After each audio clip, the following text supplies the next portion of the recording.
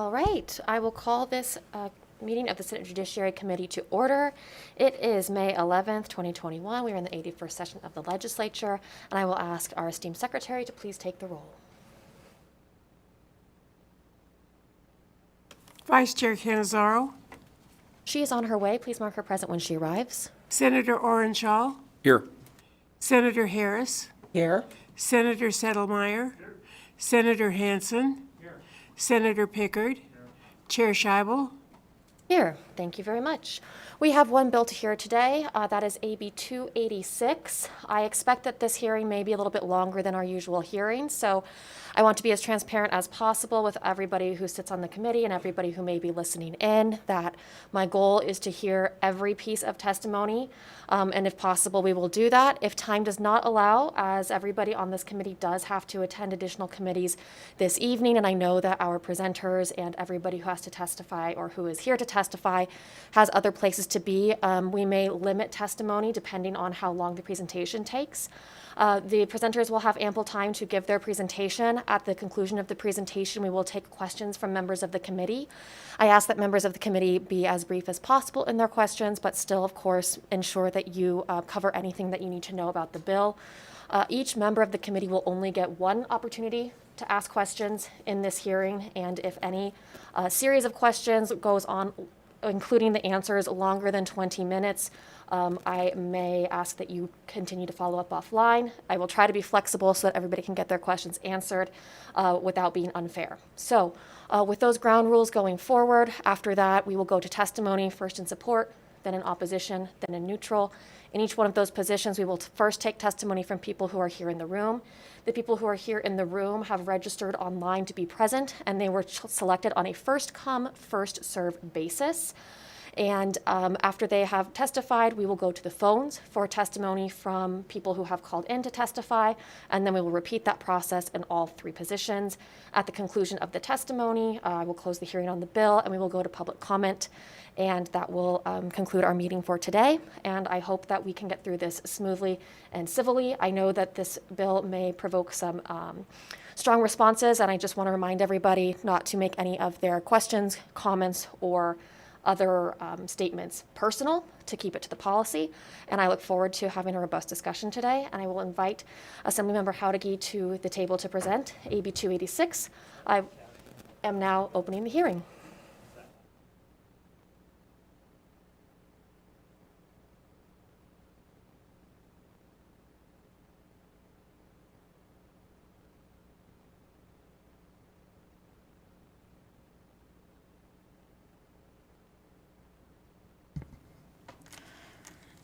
Good afternoon, Chair and members of the Judiciary Committee. I'm Sandra Howdigi, representing Assembly District 41.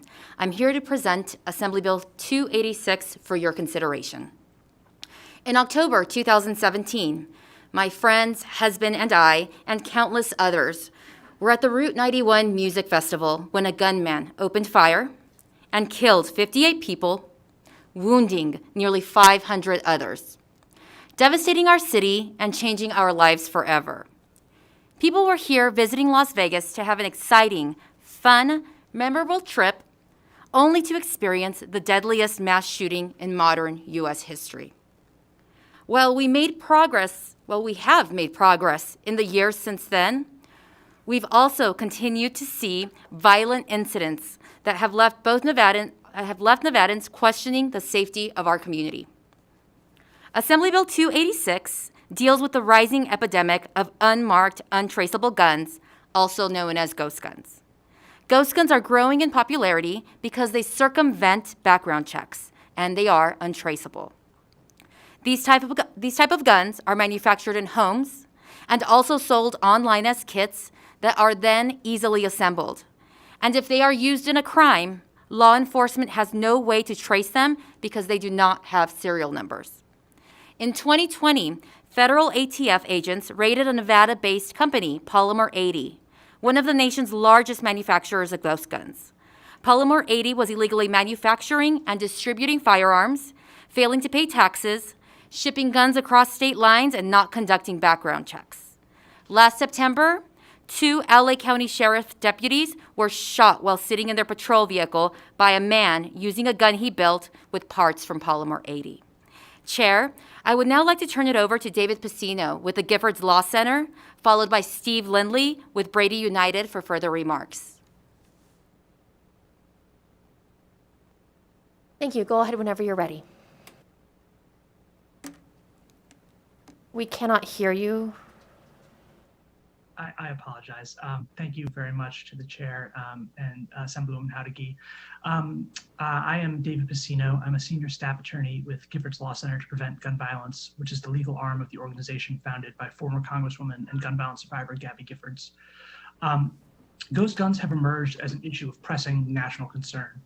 The president spoke on this issue in his joint address to Congress. Law enforcement agents across the country cite their explosive rise. And I personally believe that ghost guns pose the fastest rising threat to gun safety in the country, and in Nevada particularly. And it's a threat that can be addressed immediately and in significant measure by enacting Assembly Bill 286. Ghost guns are designed to evade our gun laws by ingeniously exploiting a loophole in the way that the federal government regulates firearms. Firearms are made up of a number of different components, but only one of these components is subject to any sort of regulation. That part is called the frame in the case of handguns. In the case of long guns, it's referred to as the receiver. But in any case, this is the only part that is subject to any regulation under federal law. So when someone buys a traditionally manufactured frame or receiver, that component will require a background check. And that component will come with the serial number and other markings that uniquely identify it and enable it to be traced in the event that it is eventually recovered in a crime. And records are kept of the sale, and they have to be maintained. This process is what allows the firearm tracing process to occur. And this tracing process is a critical tool for law enforcement in gun investigations because it allows them to connect a recovered firearm to its retail buyer and back up the supply chain. And therefore, it allows for a crime gun to be identified with its owner.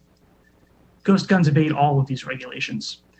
Companies, including Polymer 80, will sell a frame or receiver that has not been fully manufactured. And as a result, the federal government will not classify it as a firearm. So there's no background check, there is no serial number, and there are no records. These firearms are untraceable, and they're often sold with all the guides, tools, and parts needed to produce a fully functioning weapon with no particular training or experience. As a result, they are a ready way for people who are not allowed to buy a gun to nonetheless obtain one. And they've been used by such individuals who may have been underage and therefore unable to purchase, may have been convicted of a felony, or otherwise ineligible. And they've been used in mass violence by such people.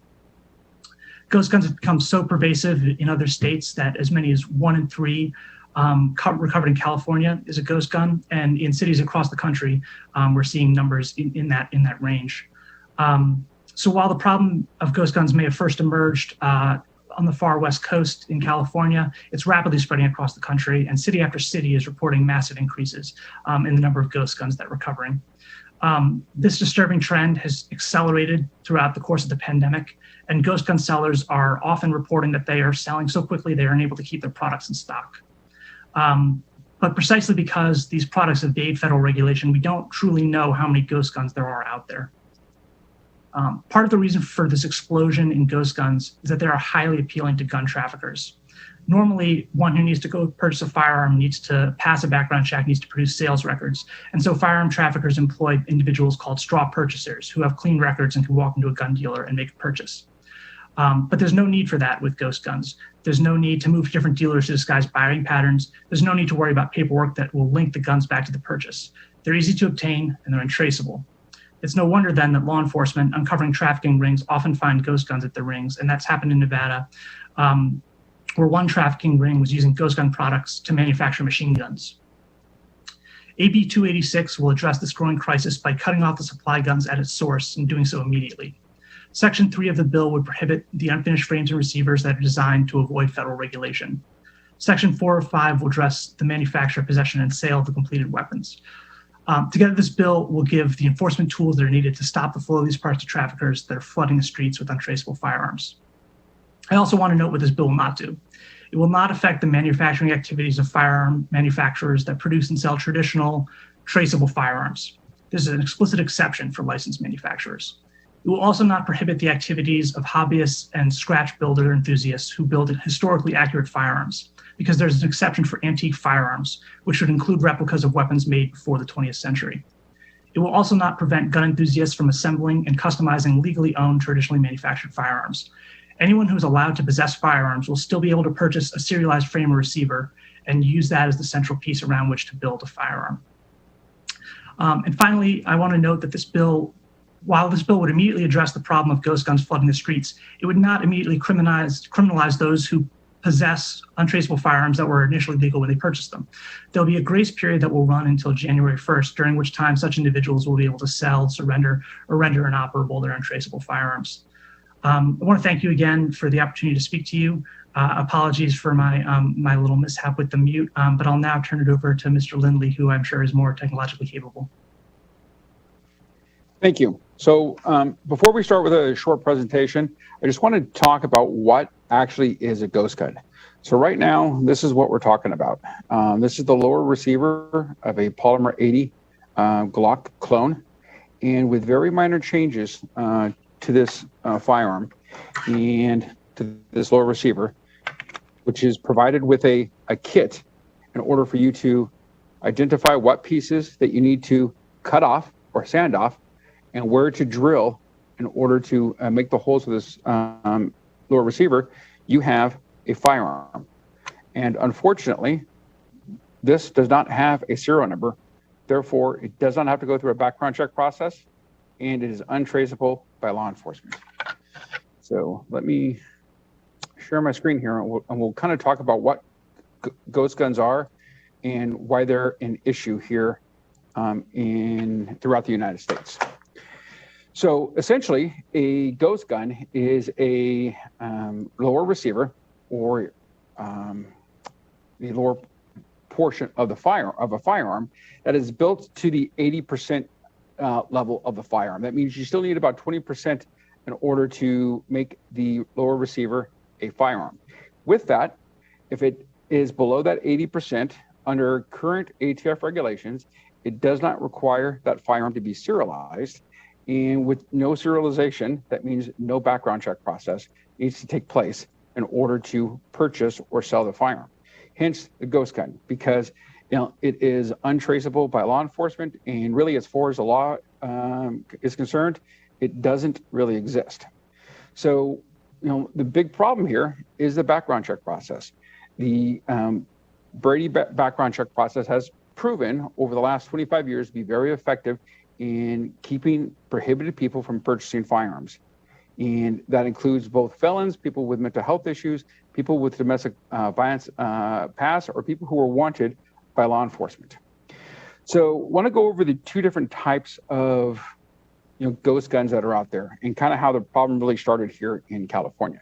So on the far left-hand side here, we have a lower receiver to an AR-15. This is taken at a gun show here in California, and you can purchase this lower receiver unserialized as a ghost gun for $120. And this was made out of a aluminum stainless steel alloy. Here's the same ghost gun, and here in the center, on the the left-hand side, that's the magazine well. Here in the center is what needs to be drilled out in order to put the trigger assembly and make this into a firearm that will require to be serialized. And on the right-hand side here are various types of lower receivers for an AR-15 platform that include a small pistol and some plastic receivers as well. So these are readily available at brick and mortar stores. They're available online to be shipped to you, no questions asked, and at gun shows throughout the United States, including California and Nevada.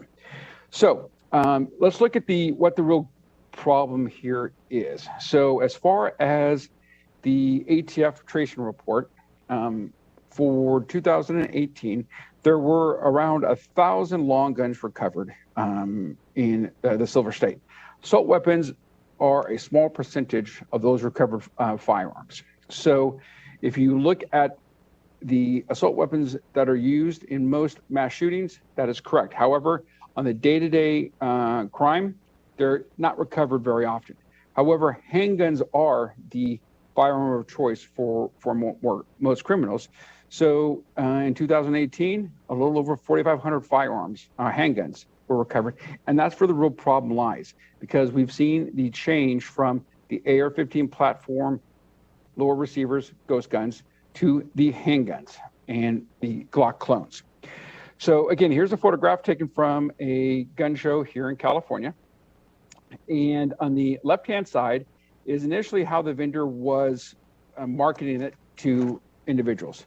No different than what you see right here. And this one on the left-hand side was taken in December 2019. In January 2020, the vendor started marketing them mainly put together. So the pieces of the kit that's in this box are already put together in here, and the slide is held together with rubber bands and a zip tie. So you have more of a fully functionally looking firearm as compared to what they were doing just a month before. And then here's the Polymer 80 kit, that you could at one time purchase before the ATF rated them. And this was their buy, build, shoot kit. Every piece that you needed in order to put the firearm together, in order to take off the pieces, in order to sand things, and the drill bits in order to drill the holes were in this kit. You just needed a Dremel tool or a regular drill and about 20 to 40 minutes of your time, depending on your skill level. And that's where the real problem starts to come in, because we're switching from the AR-15 platform to the handguns, and handguns are used far more in crimes.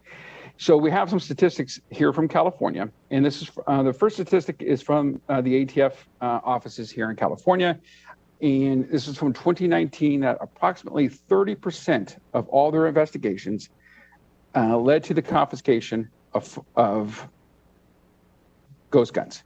So 30% of the guns that they're recovering in 2019 are considered ghost guns, and that's ATF here for California. Los Angeles Police Department, 40% of the firearms that they recovered in 2019 are considered ghost guns. Now, there is a difference between ghost guns and guns that have had their serial numbers obliterated. Law enforcement knows this. This is ghost guns, firearms that were manufactured with no serial number and were sold without background checks. That is a considerable problem, and year after year after year, we've seen the number of ghost guns recovered by law enforcement increase across the nation. So, how are ghost guns being used? Yes, they're being used in mass shootings. They're also being used to target law enforcement. So in June 2019, a felon used a ghost gun AR-15 to ambush, shoot, and kill Sacramento police officer Tara O'Sullivan. Just a few months later, another felon used a ghost gun, also an AR-15, to shoot 3 California Highway Patrol officers, killing one of them, Officer Andre Hoyer. In May 2020, a Boogaloo member used a ghost gun to kill federal security officer Pat Underwood. Again, he was ambushed and killed using a ghost gun, the weapon of choice.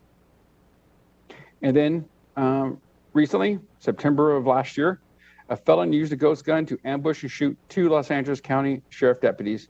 Both survived, fortunately, but they were also shot in the head. So again, criminals are using these firearms to not only use in other types of crime, but to target law enforcement. Okay, so what are other states doing about this issue? Yes, ghost guns is more of a product of California.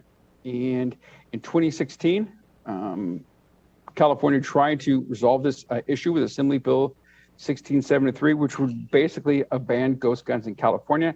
However, that was vetoed by Governor Brown at the time. Fast forward to 2019, Assembly Bill 879 was signed by Governor Newsom, but that won't take effect until 2022. And it was more of a regulatory process in order to conduct background checks on ghost guns using California's ammunition background check system. But again, we're a little over a year before that is actually implemented. Pennsylvania, in December 2019, the Attorney General there classifies ghost guns as firearms. So again, changing the way that that state looks at ghost guns, saying they're actually firearms. Washington, D.C. Signed emergency legislation banning these ghost gun kits because they're essentially untraceable, and they saw a rise in the use of them in crimes around Washington, D.C.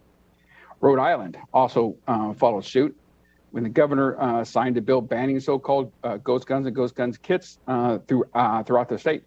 It makes it illegal to manufacture, import, sell, ship, or deliver, possess, transfer, or receive any firearm that is made from plastic, fiberglass, or through a 3D printed process. Again, without a serial number and untraceable to law enforcement and not requiring any sort of background check process. So Washington, D.C. further targeted a specific manufacturer, Polymer 80, for illegally advertising and selling untraceable firearms throughout the district to the consumers there. New York, again, is looking at suing a number of online ghost gun suppliers, making sure that they're going to stop selling them online. And I know that it has been sold to people that are underage, and including a project that Brady took on where we were able to have a underage individual, someone who was 17 years old, purchase a ghost gun kit online, no questions asked. And that also is a major problem. So City of Los Angeles specifically, suing the manufacturer Polymer 80 because how they market their buy, build, shoot kits, considering them fully functional firearms. And in 2020 alone, over 700 firearms that were recovered by LAPD were traced back to the manufacturer of Polymer 80. Now, we don't know who sold those firearms, but they come back as the manufacturer, because one thing that Polymer 80 does do is on the side of their firearms, they do place that they manufactured it. These kits are high quality. They are not Saturday night special type firearms. If you put these together with the provided parts, this is a high quality firearm. Very reminiscent of a Glock 17, and for the most part, indistinguishable from a Glock 17. So, hence the lawsuit from the City of Los Angeles. So, we have some other anecdotes here of mass shootings because, again, these ghost guns are easy to get, and this is happening not just here in California, but throughout the nation. So, back in August of 2019, an individual used a AR-15 ghost gun to shoot a number of people, killing 9 of them in Dayton, Ohio. And then we had a 16-year-old here in California who shot 5 of his classmates at Saugus High School, killing 2 of them. So this problem is here, it is growing, and it is about to become uncontrollable for government and law enforcement to take action with, unless we do something about it right now. Thank you. Thank you. And Chair, before we go to questions, if it's okay if I play the video. So this is a video of Stephen Abrams, a 17-year-old high school senior.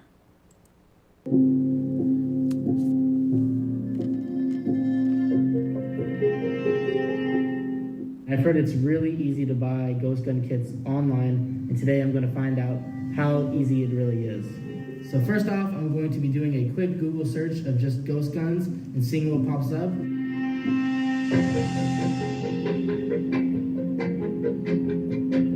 Now that I'm on the website, I'm going to go to the 80% pistol frame kits, because that's what I'm looking to purchase.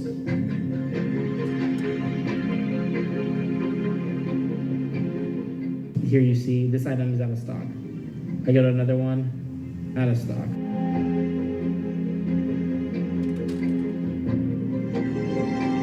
I want to see these kits treated as firearms under the Gun Control Act.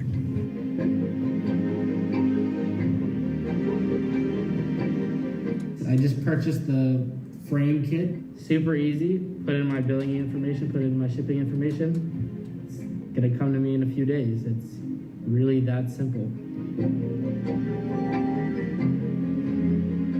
This is the slide, this is the barrel, this is the slide spring, and as I said, this is the lower receiver here. And now I just have to do very light assembly here. Like, these are not complex tools. I can just find a video online of how to do it and just follow the video. That's all it would take to assemble a untraceable 9mm handgun.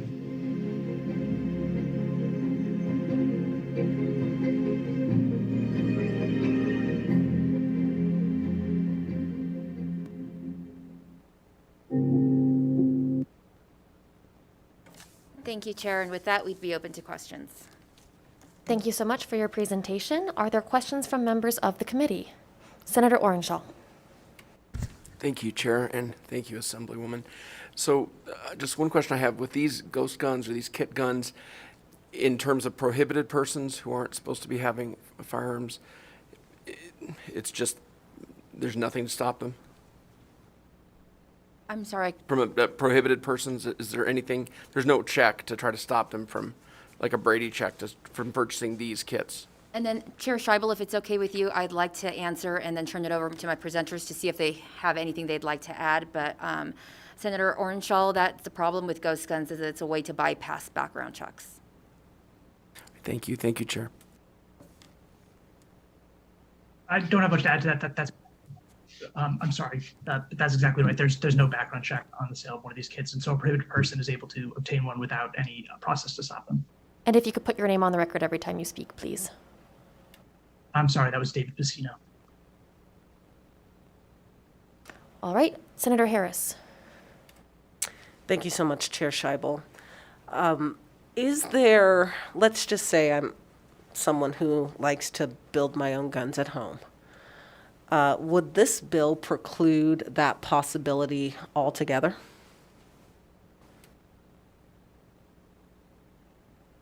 And I would like to defer to my co-presenters. Mr. Pacino, if you would like to, thank you. Thank you very much, Assemblywoman. This is David Pacino. No, it would not. An individual who would like to build a firearm at home would be able to purchase a finished frame receiver with a serial number and then be able to build or modify a firearm that would be fully traceable and compliant with this law. Go ahead, Senator Harris. Thank you. For those, I guess, who already have these guns, what would the process look like for them to come into compliance with this law? So I know you mentioned that they could sell it, but I don't think you can sell a gun that's not serialized legally, right? Would they have to turn it over? Do you envision all of them going out and buying a frame that has a serial number on it and replacing it? Would we expect them to destroy it? How do you imagine the coming into compliance for those who wish to do so?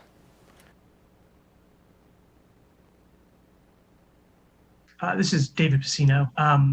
The process for an individual who wanted to sell them would, I think, actually be fairly simple in that they could sell to a licensed dealer. So one of these products that was surrendered to a licensed dealer or manufacturer would then be able to serialize themselves and then resell them. That process could take place. The other processes involved, as you know, they would be able to transport it out of state, so getting out of the state of Nevada, or alternatively to render the piece inoperable. And this is Assemblywoman Sandra Howdiggy. And Mr. Pacino, could you touch on how they can also replace the unfinished receiver to become compliant with? Yes. Of course, this is David Pacino. The component could be replaced with fully serialized components. So just in the way that these firearms are designed to be modular and to be built such that parts can be swapped out, a serialized frame or receiver could be swapped out for the unserialized piece, which would again bring it into compliance with the law and make it fully traceable. Thank you. And this is Assemblywoman Sandra Howdiggy for the record. Thank you for the question, Senator Harris. And all of the items that Mr. Pacino walked you through would be able to get done during the time period that we have allowed because the bill does not become effective until January 1st, 2022. Just one quick follow-up. I want to make sure it's clear on the record. We have licensed dealers who are today accepting these unserialized guns and purchasing them. Is that right? Is that an actual avenue? I mean, I know maybe licensed dealers can, but are they actually buying these guns from folks in any kind of practical manner? Thank you. This is David Pacino for the record. I'm not aware of that process occurring in large numbers at the moment, but I think that's because there's no incentive or drive to do so. The individuals who are in possession of these weapons are either traffickers who are not in the business of selling to dealers, or individuals who built them for own personal use and not for resale. So I think that circumstance is what is driving the phenomena, or the lack of that phenomena. And if there was an impetus for there to be the case, I think that process is very much open. Well, I'll just throw this out there. I know the bill's kind of in its last stages, but if there's something we can do to incentivize licensed dealers to be willing to accept these guns, I think that would be a good avenue. And that way, people can get some value for what they've purchased if they decide that they don't want to spend additional funds to replace it with a serialized frame. Thank you. All right. Other questions from Senator Settlemyre? Thank you, Chair. My question kind of builds off of what Senator Harris was talking about. You know, there's a lot of stats out there I was researching. You know, these guns are used maybe 1-2% of the crimes, yet 43% of the criminals actually purchase their weapons on the black market. And that was quoted by the Justice Department, yet none of them actually made their own weapon. And that's not what I'm worried about. I'm worried about my constituents and even myself. My father, when he was plowing a field way back when, found a .32 special police revolver along what used to be Highway 395. Now, in that respect, when he passed away, that was left to me, and it was just kind of Peach Ranch heritage. And when I pass, it'll be left to my children. But in that respect, what do you do? That gun is pre-1938, and it does not have a serial number. And so when I pass, how is that then to be transferred to the next generation? How do you, it's supposed to be prohibited property. So forget the concept of selling. I'm just talking about transferring it. How do you transfer something when it's an outlawed product? And so I'm kind of curious how that's supposed to work out in that respect. Or am I supposed to surrender it, and then who compensates my family for that? Well, it's takings. How does that work?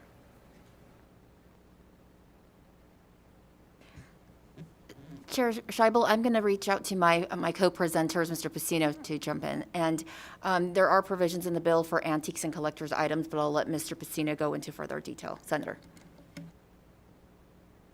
Thank you, Assemblywoman. This is for the record. And Senator, thank you for the question. As the Assemblywoman said, there is an exception for antique firearms, so that that weapon that you were describing would not, in fact, be regulated by this bill whatsoever, because it would fall within that antique firearm exception. Sorry, thank you, Madam Chair. So in that respect, you're telling me any gun owned prior to 1938 that doesn't have a serial number is exempt? Is that your definition that you're utilizing? What's the definition? Because you're referencing other things that continually change on the federal level. Federal regulations change. So what's the definition we're using for an antique firearm? Is it basically anything prior to 1938? Because I know Senator Gocochea has a couple of firearms that are pre-38 that they still use on a regular basis. Again, they don't have serial numbers. What's the definition? So it would be this is Dave Pacino for the record, it would be the definition that is used under federal law. I'm sorry, could you point to that within the section of the bill where the definition is? Sure, yes. So so in section 6 of the bill, line 6 to 7, the antique firearm definition reflects the definition in the federal code. That's 18 U.S.C. 921. I appreciate that. I guess I'll have to look it up because I'm not, again, so does anything prior to 1938 count as an antique firearm? So the will encompass firearms that are built without the frame or frame I'm sorry, Mr. system. Pacino, I'm going to interrupt you very briefly. We're having a little bit of trouble hearing you, or maybe it's just me. And I don't know if that's something broadcast can address or not. I'm sorry to hear that. As I'm speaking now, is this coming through? Yes, it is. Thank you. Okay. I might have just been too far from the microphone. I'm sorry, Senator, what was your question?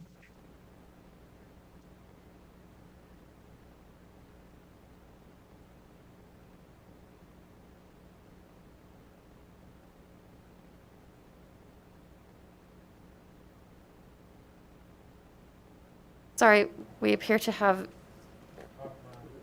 muted Senator Settlemyre's microphone. Okay.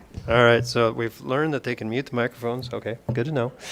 That respect, the question was simply put is, are all guns that are pre-1938 considered an antique under the section, and then in relation, the enactment dates, how that coincides? But again, are all guns owned prior to 1938 considered to be antiques, or do you know? I don't think they are. The cutoff is 1898 is the year cutoff, and there are other definitions that are based on the design of the firearm. So, and firearms that are with antique designs as opposed to contemporary designs built around a frame or receiver are going to be included in that antique firearm definition.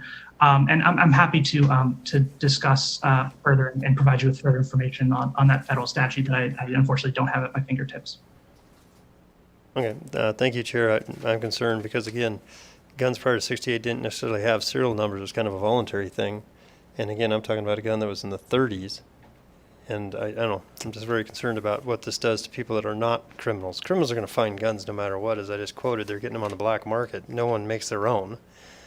They're buying guns on the black market, and that's my concern. Thank you, Chair. All right. Other questions? Senator Pickard. Thank you, Madam Chair. And thank you. I'm glad we've got some experts in this area. My questions are more pragmatic, more practical. I've been shooting competitively since high school, and so I'm part of the small group of people that will assemble competition rifles and the like. And I try to find, the best ones I can for the need. But this begs a couple of questions first. First, is it currently legal or illegal to manufacture a gun without a federal license?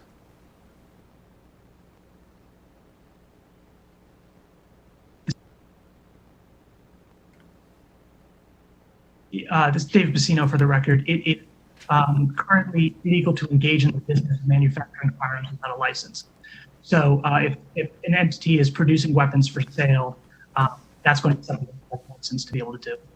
Okay, I'm not sure. You're a little garbled. I think it's your bandwidth, but I'm going to interrupt again. Sorry. Yeah. I did learn something new in the last 27 seconds, which is that if we turn on our microphones and leave them on while the presenters are answering the questions, that contributes to the garbled type sound. So if we can make sure to turn off our microphones when we're done and turn them back on, I know it's a little bit cumbersome, but hopefully it will help with the clarity.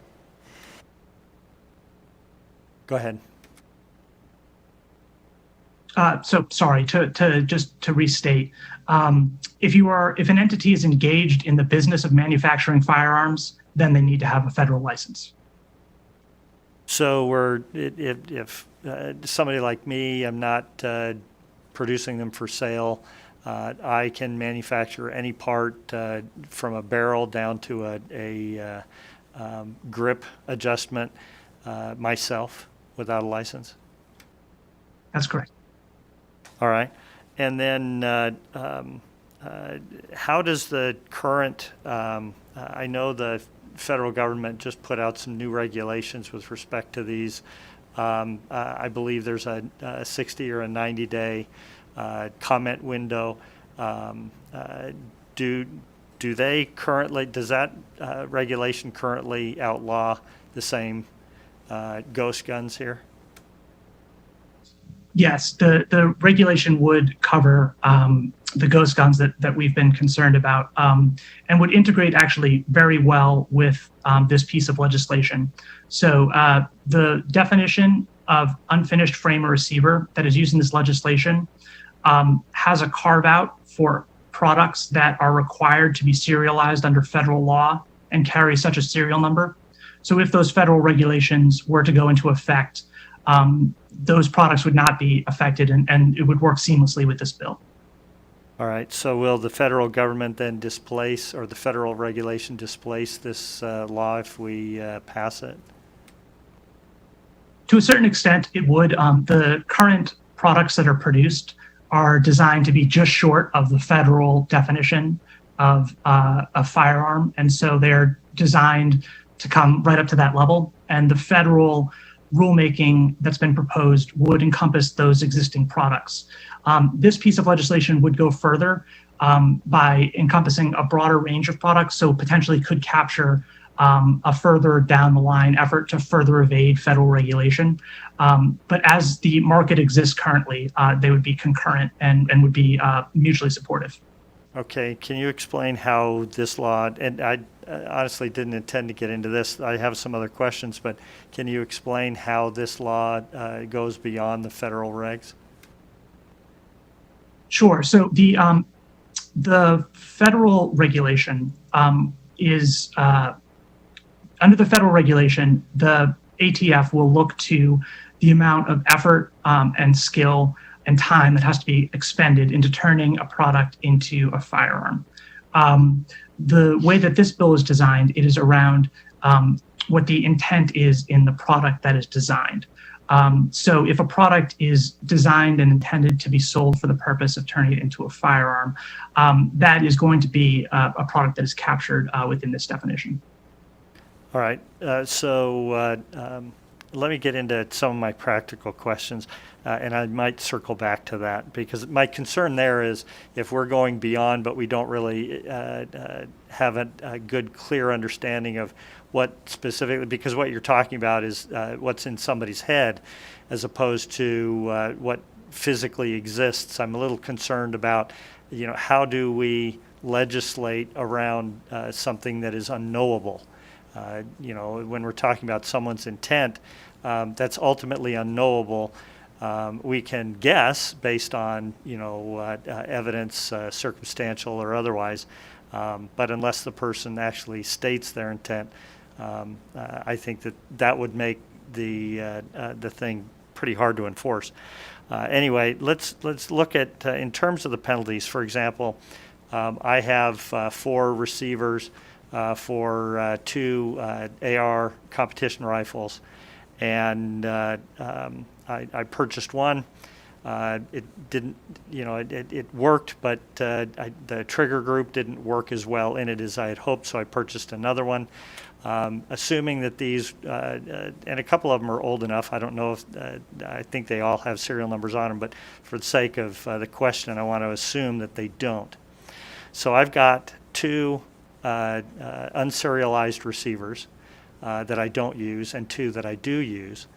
Does that mean I'm now immediately a felon because I possess 4 of these? Or does, under this law, the stepped penalty, does that apply to the instances that they are found in my possession? Or are we talking about the numbers that are in the possession? Because ultimately the bill doesn't actually say, it doesn't explain that. So how does this work? Am I now immediately a felon simply because I possess them after the point where I needed to turn them in? Thank you, Senator David Pacino, for the record. The answer is no. First, there is a grace period that would run until the beginning of next year, during which time the prohibitions and criminal penalties attached for the possession of these products would not apply. And by my read of the bill, after that period comes into effect, after the expiration of the grace period, the first offense is going to be the one charged as a gross misdemeanor. And by my read, the second or subsequent offense is a temporal element. So there would have to be a second incident as opposed to just a second product. All right, I appreciate that. And then now getting into some of the, the nuance here, I'm a little concerned that when we're talking about the grace period, for example, I have to unload, that's the wrong term, I'm sorry. I have to dispose of these now illegal parts. So it's taken, they were fairly expensive when I purchased them because they were competition grade parts. So now that they're illegal parts, their value is 0. I don't understand how to dispose of them since there's no market. No one wants to take unless it's given to them, right? So I could dispose of them simply by giving them, as was mentioned, to a federal firearms dealer who could then turn around and make use of them if he chose to. My guess is, remanufacturing used parts is not going to be a very viable or lucrative business, particularly since there will be a good number of usable parts that are now available. But assume for the moment I could unload them. I'm sorry, I did it again. I could dispose of them, say 10% of their original value or the value on the day before the law went into effect. Who pays for that difference in value? Arguably, it's a taking. It's government has just changed the value of my previously illegal product. Does the government have any obligation to pay for the value that they've just removed from my property?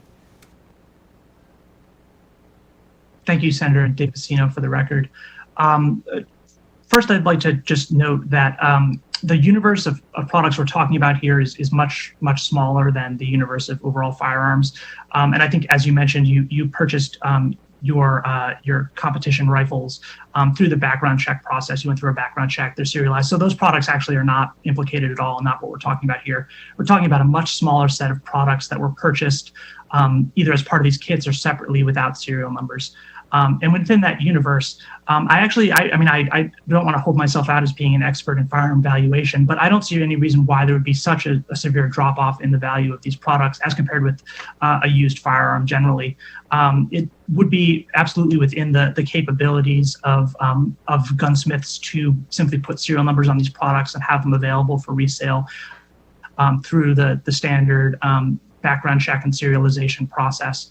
And so I think I would expect that to be a much more robust possibility than you suggested. But finally, to come to the last piece of your question, I don't believe that this would constitute a taking under the court's existing precedents.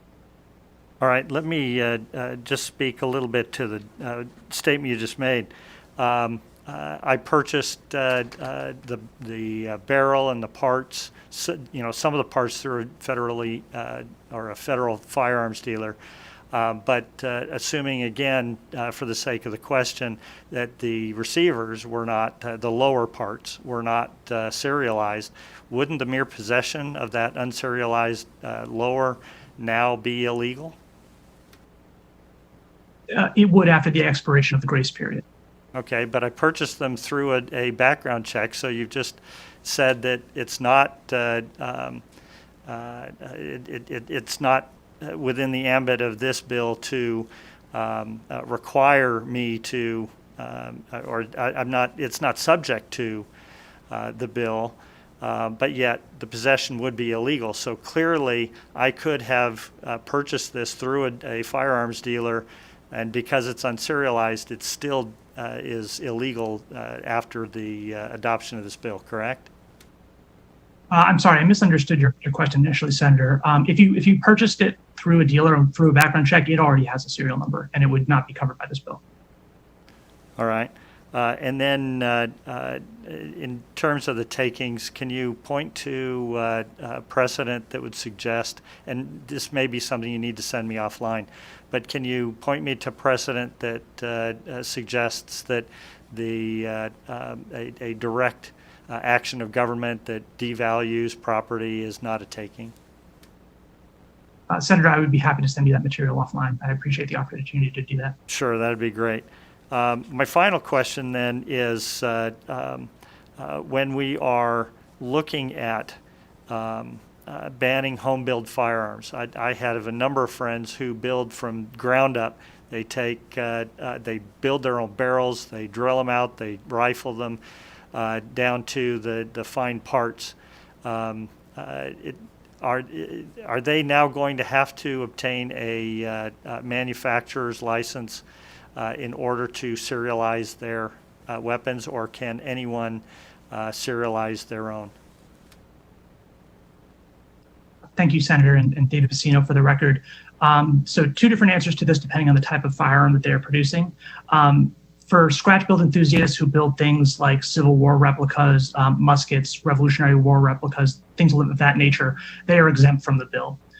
For individuals, and I understand that it's a much, much smaller universe of individuals who build contemporary style firearms. In fact, I have to say I'm not aware personally of any hobbyists who do this as opposed to licensed manufacturers who do this. But for that potential small universe, those individuals would need to get a manufacturing license.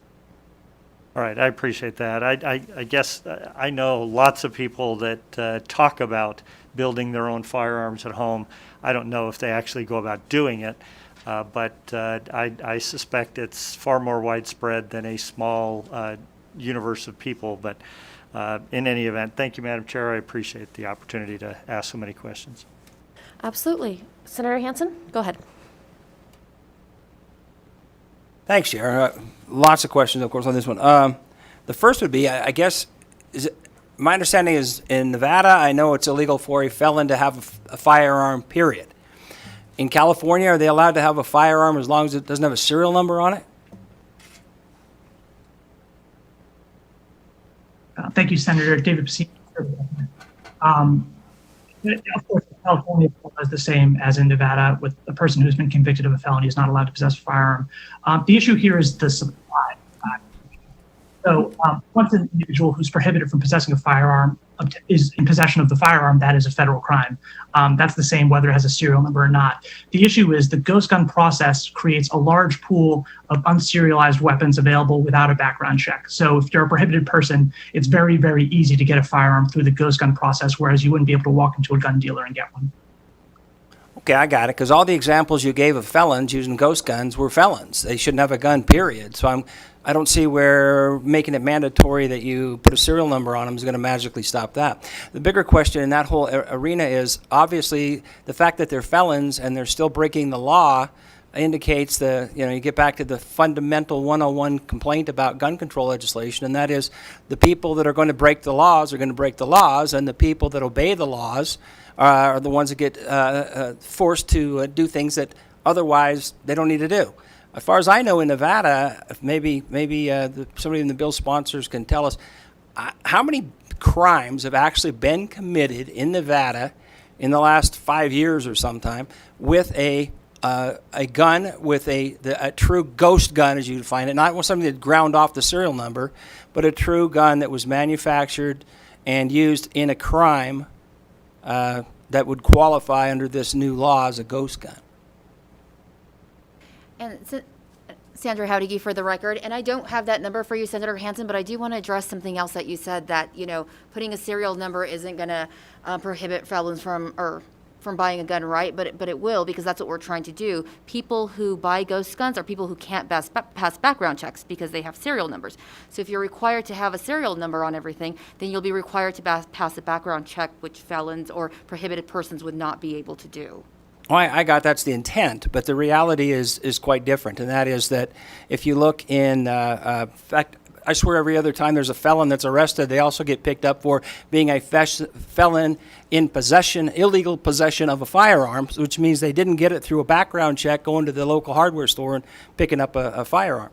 I'd also point out that at several places that were mentioned in the testimony, including Washington, D.C., bigger cities, Chicago, Detroit, New York, they already have extensive laws against possession, period, not just ghost guns, yet they lead the nation in crime. So this idea that we pass a law that says we're going to have to, if you're doing ghost guns, you got to get a serial number on them, that somehow that's going to stop people from committing crimes, certainly doesn't add up when you look at the places where not only ghost guns, but even handguns in general are greatly restricted. But the bottom line in your thing, and I want to follow back with this, the problem that you're trying to fix, the term you guys used was circumventing the background process. You really believe that if we simply require some sort of serial number on this, and now these felons are going to start not being able to get weapons because they're going to, oh, geez, I'd love to get one, but I can't because I got to do a background check. Whatever happened to the idea of ghost purchasers? Is that now going out the window too? And this is Sandra Howdige for the record. And it's not just felons. We're trying to keep the hands out of all prohibited persons, Senator. We saw underage purchasers able to purchase ghost guns. And And the reality is, all of the laws we pass here don't stop everything. Seatbelt laws don't stop every passenger from dying. DUI laws don't stop every drunk driver from getting behind the wheel.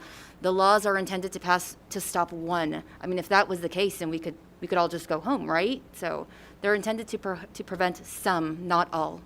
Oh, I got it. Well, and I respect that, and I agree with the concept. But again, law-abiding people will follow laws. People that are not will not. So, we're going, again, in my opinion, we're punishing people that aren't the problem, okay? We're going after people who are people that are doing all sorts of things, from competitive shooting. The idea that there are these criminal elements out there that are going into their garages with lathes or something and making barrels and then attaching them to polymer handles and then bypassing the entire background check process just doesn't make. It lacks common sense. And as far as things like the 17-year-old, we have all sorts of laws now that you've got to be 21 years old before you can buy booze. How successful have we been in stopping underage drinking in our state? So when people want to break the law, there are ways to do it. And all we're doing here, in my opinion, is once again punishing good, law-abiding, gun-owning people. And one difference between alcohol and guns is the gun owners of America have a Second Amendment right. It is a constitutional liberty that we are infringing on when we try to pass laws like this. So thank you, Madam Chair. But lots more on this one. I respect, what you went through. I've never seen anything like that. I've never gone through it, and I totally respect your feelings on this. I got to say, I understand where I can't even say I understand where you're coming from because I've never been through something like that. So I do respect you for that and to understand that aspect of it. But I don't want you to think too that I'm so heartless that after what you went through that I have no sense of compassion or understanding. So thank you, Madam Chair. Thank you. I also have a couple of questions, and I want to clarify that the bill, while it does criminalize the ownership and the purchase of a gun that is not serialized or the parts that are not serialized, it also places a burden on the producer and the seller side, correct? And I'm going to phone a friend, Chair. Mr. Pacino? Assemblywoman David Pacino for the record. That's absolutely right, Madam Chair. The thrust of this bill, and I think what will make this such a successful piece of legislation, is that it puts the onus and the burden on the supplier level. And that is the key part of this market that has been dominated by gun traffickers. If you put the onus only on the individuals, then of course it's the case that some individuals will comply and some won't. What this law will do is put the onus on the supplier level. So suppliers will no longer be able to sell these products without background checks. And that really is the key to stopping the flooding of the streets with these ghost guns. Thank you. And so, I don't know about the other members of this committee, but I found the video that we watched very compelling and very disturbing to think about a teenager who could be going through all kinds of emotional distress, getting on the internet and ordering the parts to create a gun like they would Pokemon cards. And so, if this bill were to pass, if that teenager were to log on to that website and try to purchase the gun, is the anticipated result that the websites that sell these guns would now have to create different avenues for different states and say, well, if you're in the state of Nevada, you're going to have to go through a background check before you can get this item, or we're not even going to ship it to the state of Nevada? Thanks, Madam Chair. This is David Pacino for the record. I think it is the latter circumstance. So what this bill would require for the sale of these products into Nevada is they would require you to have a federal firearms license, and it would require a serial number and a background check. So if somebody like a 17-year-old tried to purchase this weapon in the state of Nevada, there would have to be a background check that would take place. And because the entity selling is an FFL, they have all the procedures in place in order to conduct that background check. So that would come back as a fail because the person would be under the legal age necessary to possess a firearm. I'll note that the Polymer 80 currently has an FFL. So this is, this is the largest seller of ghost gun products, and they are in position to be able to sell products that would comply with this law if they simply affixed a serial number to them and sold them as completed firearms and conducted the background check that would prevent underage people from purchasing them. Thank you. And so then I think that brings up a a follow-up question that I want to make sure we're understanding is that you're not saying that the people who are creating and distributing ghost guns are already in violation of the law.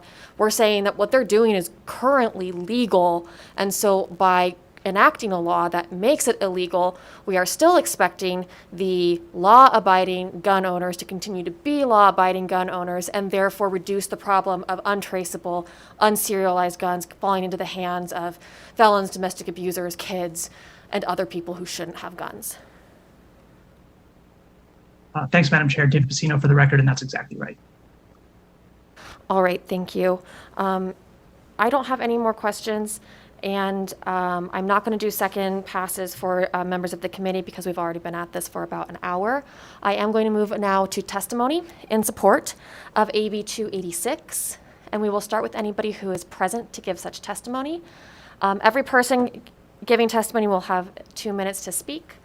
And that time will start when you start speaking.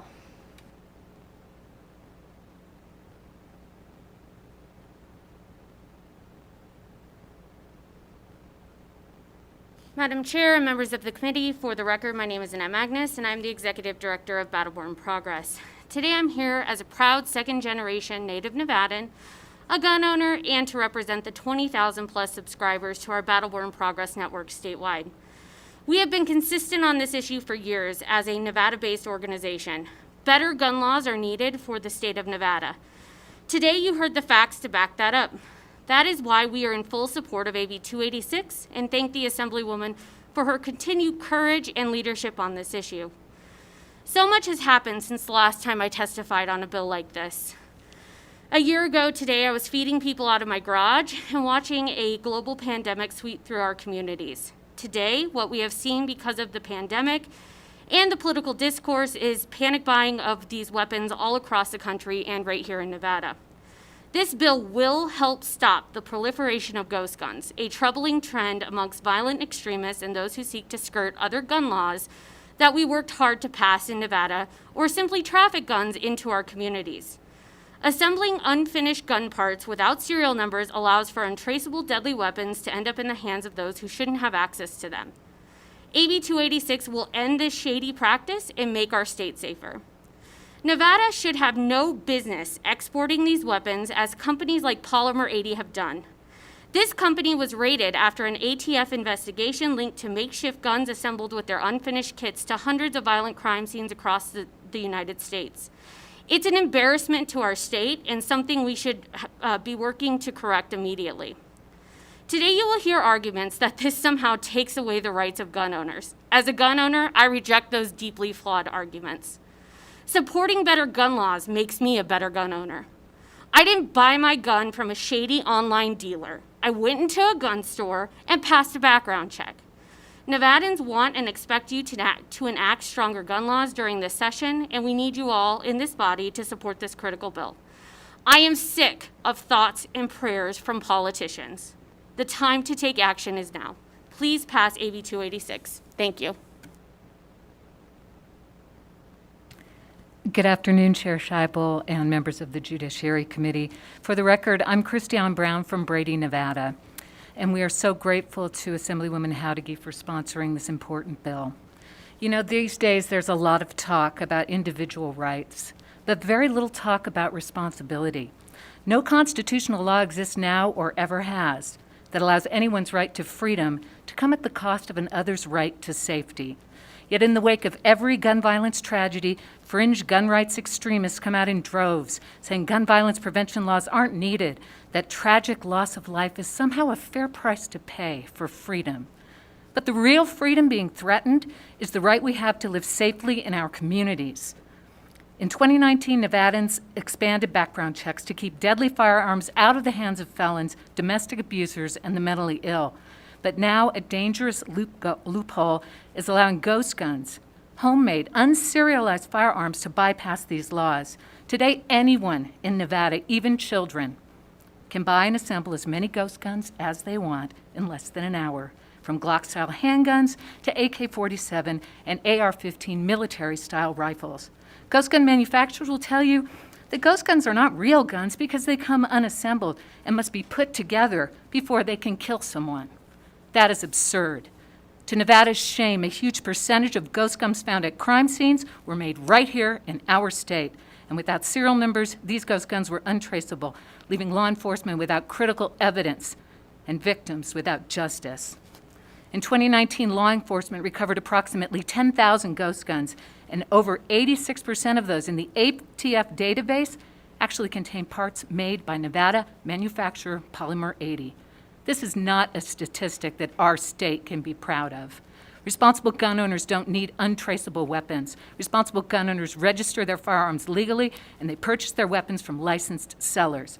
It is time for Nevada to join other responsible states and close this dangerous ghost gun loophole that ghost gun manufacturers have shamefully exploited and irresponsible gun purchasers have taken advantage of.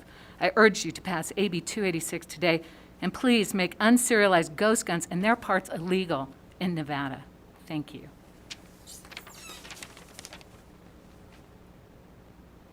It looks like that is all the in-person testimony that we have, so we will go to the phones for testimony in support of AB 286, and each caller will have 2 minutes. If you would please start us off, Mr. Kyle.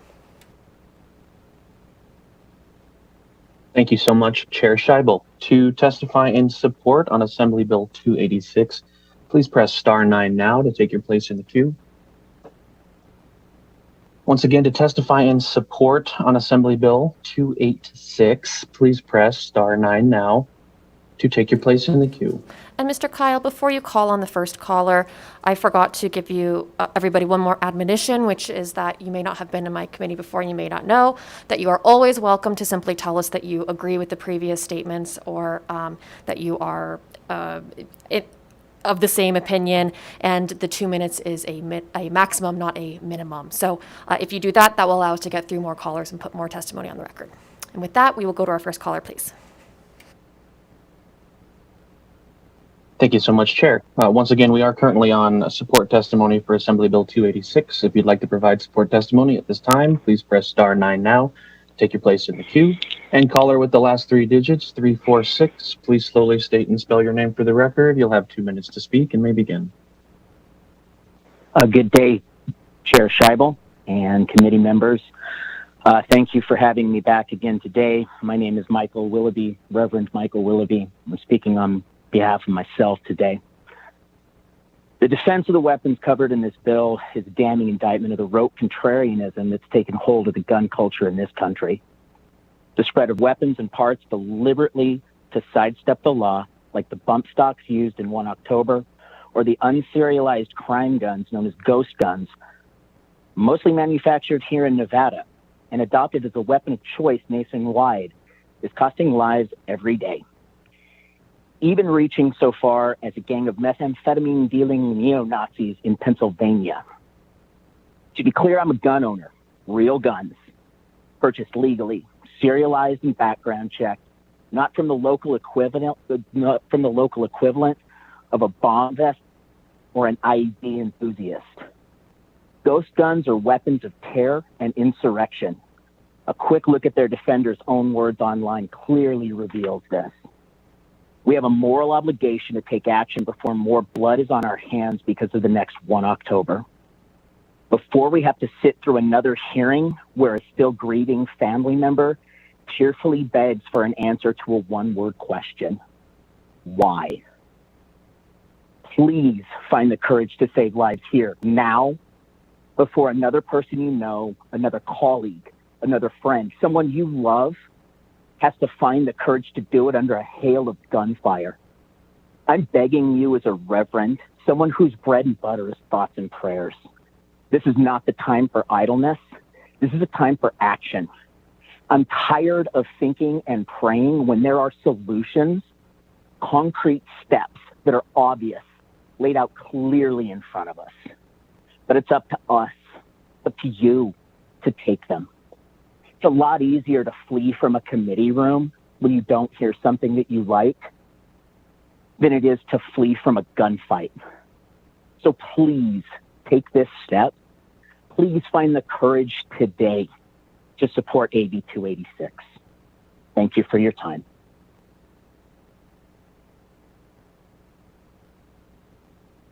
Thank you, caller.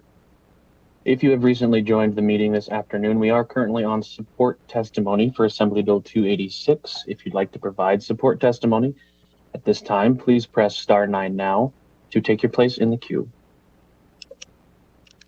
Caller with the last 3 digits, 918. Please slowly state and spell your name for the record. You'll have 2 minutes to speak and may begin. Thank you. My name is Leanne McAllister, Leann, MC capital ALLISTER. I am the Executive Director of the Nevada Chapter of the American Academy of Pediatrics. Today I offer support on behalf of the Nevada AAP in favor of Bill AB 286. The American Academy of Pediatrics asserts that the most effective measure to prevent suicide, homicide, and unintentional firearm-related injuries to children and adolescents is the absence of guns from homes and communities. The American Academy of Pediatrics recommends that handguns be regulated, that restrictions be placed on handgun ownership, and that the number of privately owned handguns be reduced. The ghost gun loophole has made it difficult to track and validate ownership of guns, and has made it easy for guns to fall in the hands of domestic abusers and felons. The Nevada AAP currently has more than 250 members, most of whom are board-certified pediatricians, both primary and specialty care. Members also include pediatric nurse practitioners, physician assistants, pediatric residents, and medical students, all of whom live and work in Nevada and have dedicated their professional lives to the health of all children. Thank you for this opportunity to testify in support of AB 286.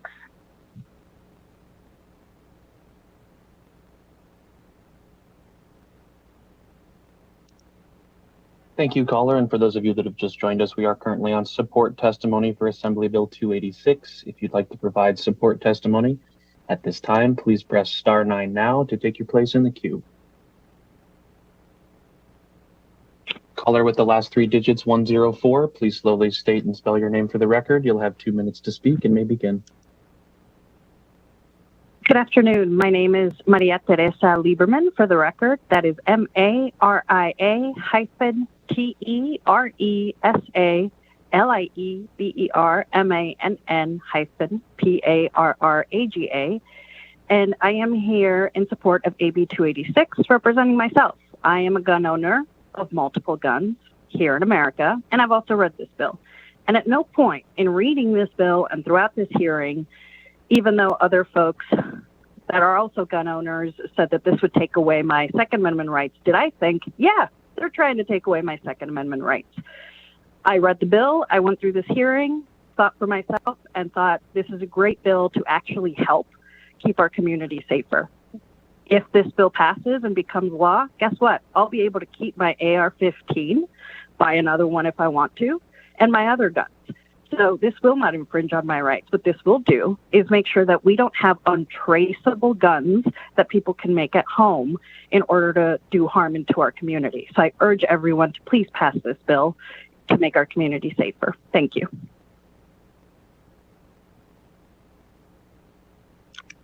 Thank you, caller.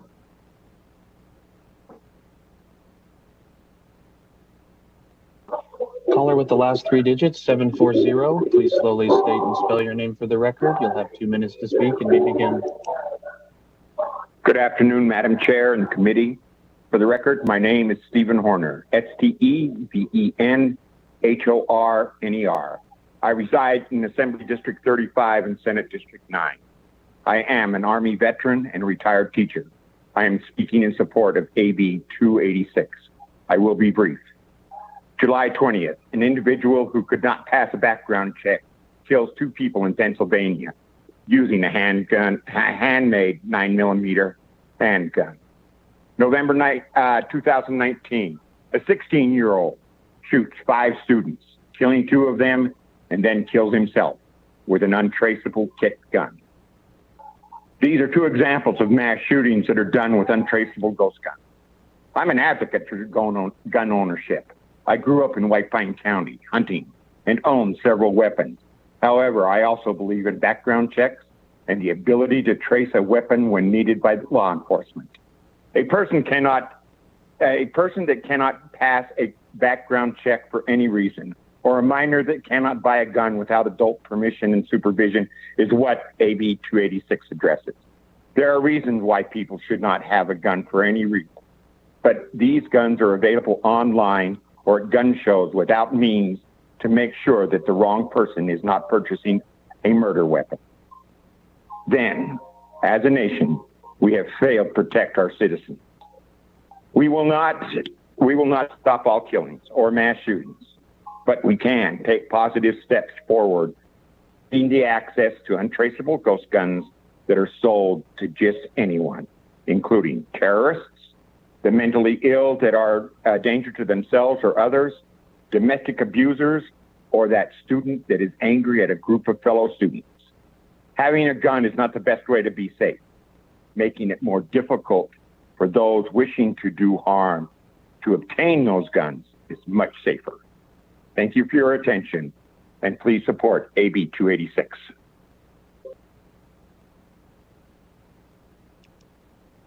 Thank you, caller. And if you've recently joined our meeting this afternoon, we are currently on support testimony for Assembly Bill 286. If you'd like to provide support testimony at this time, please press star 9 now to take your place in the queue.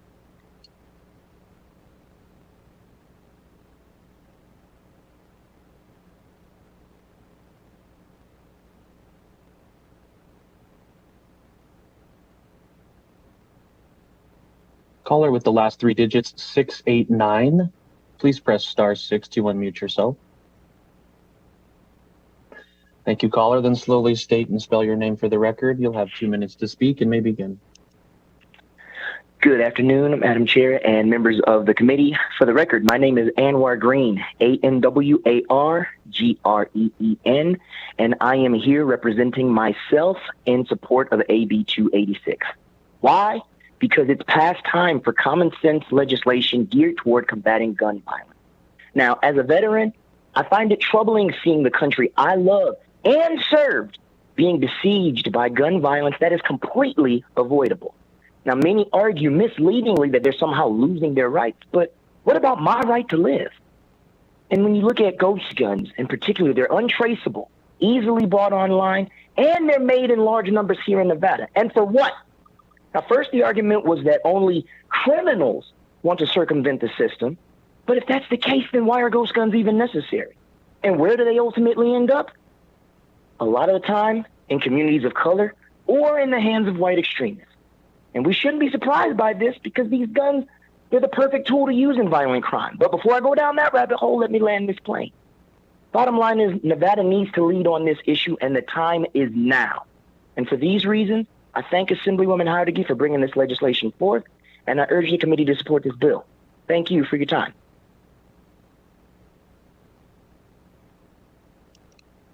Thank you, caller.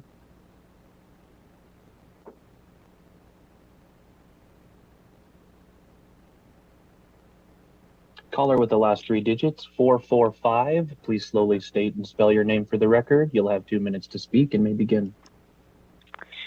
Chair Scheibel and committee, I am Teresa Crawford, TERESA-CRAWFORD, a volunteer with Moms Demand Action for Gun Sense in America. We support Assembly Bill 286 to curb the proliferation of unserialized, untraceable ghost guns in Nevada and nationally. These do-it-yourself firearm kits have become the weapon of choice for criminals and dangerous extremists and other people who are legally prohibited from buying firearms. Already, several states and Washington, D.C. have taken legal action against ghost gun suppliers, which, as we've heard, include a prolific company in Nevada. Some unserialized guns are made of plastic by 3D printers, so the carriers of them can evade metal detectors to enter government buildings or board airplanes. Anyone can avoid a background check by ordering a ghost gun kit online for home delivery, and that includes domestic abusers, gun traffickers, felons, and underage people, all of whom just need to build a fully functional firearm in a few hours. In 2019, the ATF in California reported that 30% of recovered crime guns had no serial number. And the ATF has estimated that they've recovered 10,000 of these guns across the country. As we heard in comments and questions, this bill exempts permanently inoperable firearms, antiques, curios, and relics as defined in the U.S. Code, and it takes effect January 1st, 2022, a 6-month grace period. Every year, nearly 500 people die by guns in Nevada. This costs taxpayers millions, and since the 2017 Las Vegas shooting, gun violence has increased on the Las Vegas Strip, which deters tourism. No one law addresses all causes of gun violence, but this bill will close a gaping loophole that allows criminals easy access to firearms. Thank you so much, Assemblywoman Hardigy, for your courage and bringing this bill forward, and Mr. Pusino and Mr. Lindley for presenting. I hope everyone in this committee votes yes on AB 286. Thank you.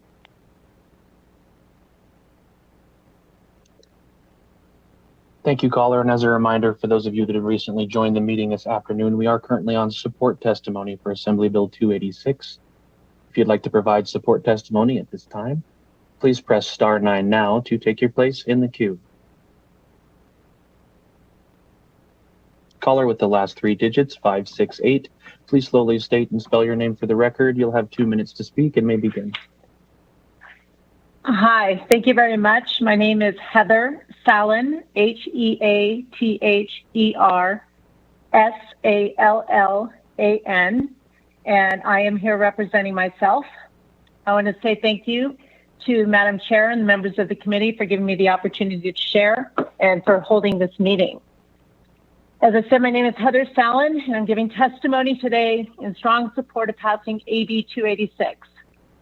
I'm a survivor of the Las Vegas mass shooting, October 1st, 2017, and I have grave concerns about all gun issues in our state, and I stand in strong support of passing all sensible gun legislation. Ghost guns are a clear threat to public safety, with no federal restrictions on who can buy the ghost gun kits. This responsibility lies on us as a state to regulate the ability for people to purchase them. Guns that can be bought online with no serial numbers, age restrictions, or accountability, and that can be put together in one's garage or home must be regulated and cannot be overlooked or ignored. This is a serious problem in our country today, and you have a responsibility to the people of Nevada by taking swift and appropriate action today. You've taken great steps as a state to change and implement sensible gun legislation in the last several years, which I'm super grateful for. But to not pass legislation regulating ghost guns being sold in large numbers to criminals and people who should otherwise not be able to get a gun with absolutely no accountability is negligent and it's unacceptable. Managing the legal purchasing of guns in this country is a daunting task, but to add an entire faction of weapons that can and are being sold to anyone with no ability to trace them because of the loopholes that exist is terrifying, and it keeps me as a gun violence survivor awake at night. Please stand today for the safety of the people of the state of Nevada by passing this law into legislation, as ghost guns are a serious and growing threat to our safety. I'm asking you today to vote yes for the passage of AB 286, and I really appreciate you letting me share. Thank you.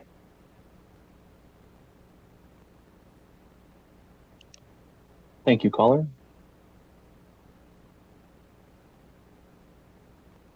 Caller with the last 3 digits, 212. Please slowly state and spell your name for the record. You'll have 2 minutes to speak and may begin. Hello, my name is Kimmy Cole. That's spelled K-I-M-I-C-O-L-E from Carson City. Thank you, Chair Scheibel and Assemblywoman Hadigi for all the work on this. I'm a gun owner and I am calling in support of AB 286 because this bill will help keep Nevada safe.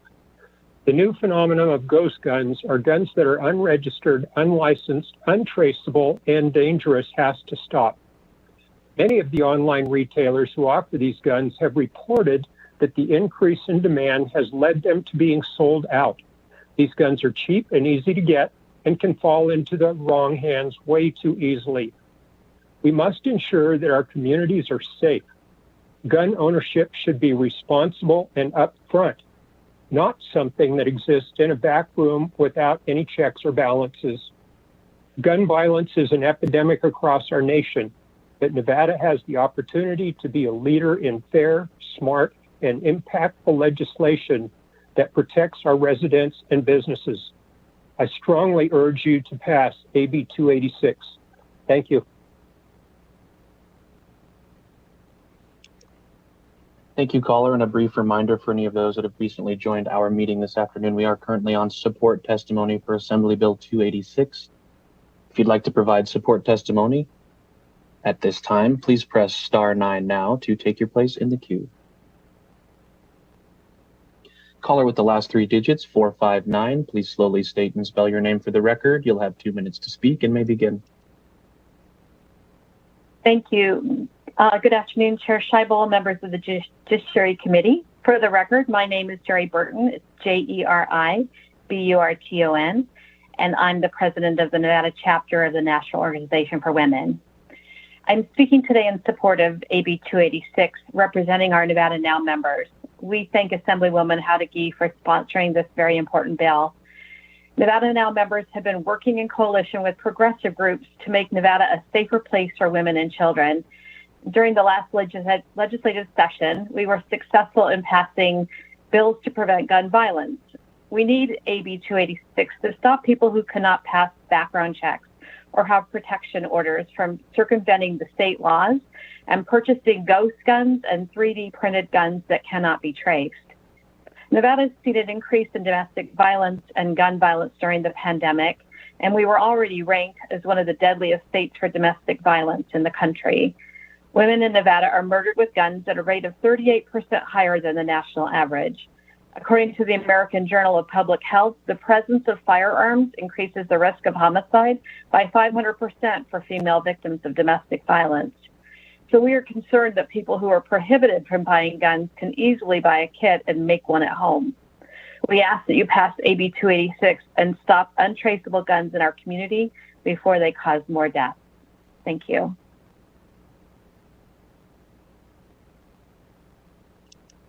Thank you, caller.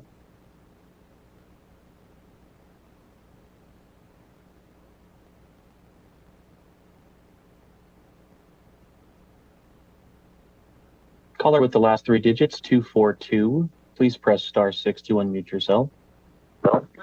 And slowly state and spell your name for the record. You'll have 2 minutes to speak and may begin. Yes, my name is Reverend Leonard B. Jackson. That's Leonard, Jackson, Jackson. And good afternoon, Madam Chair and committee. Thank you. Thank you for allowing us to gather here today. Understand that you heard already that Nevada is no stranger to gun violence. Well, we are the home to the deadliest mass shootings in modern U.S. history. And understand that thousands of lives were impacted by the tragedy occurring on October the 1st. The victims, the survivors, and their families were all touched by gun violence in a way most of us hope we never have to understand. We took small steps to address gun violence in 2019 legislative session, but we must do more.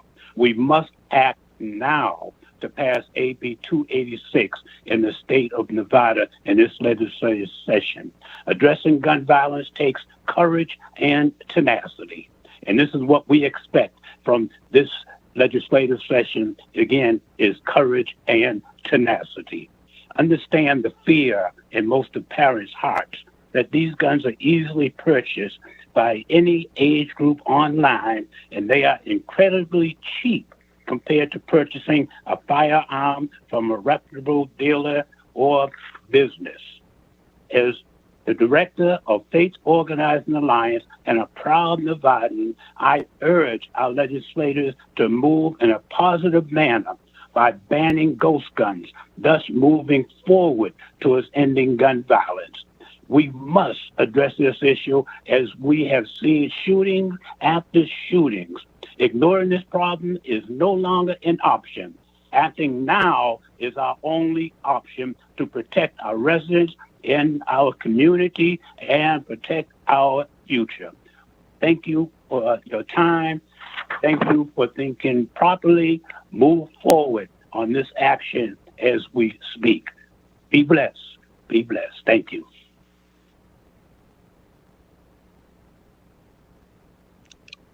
Thank you, caller.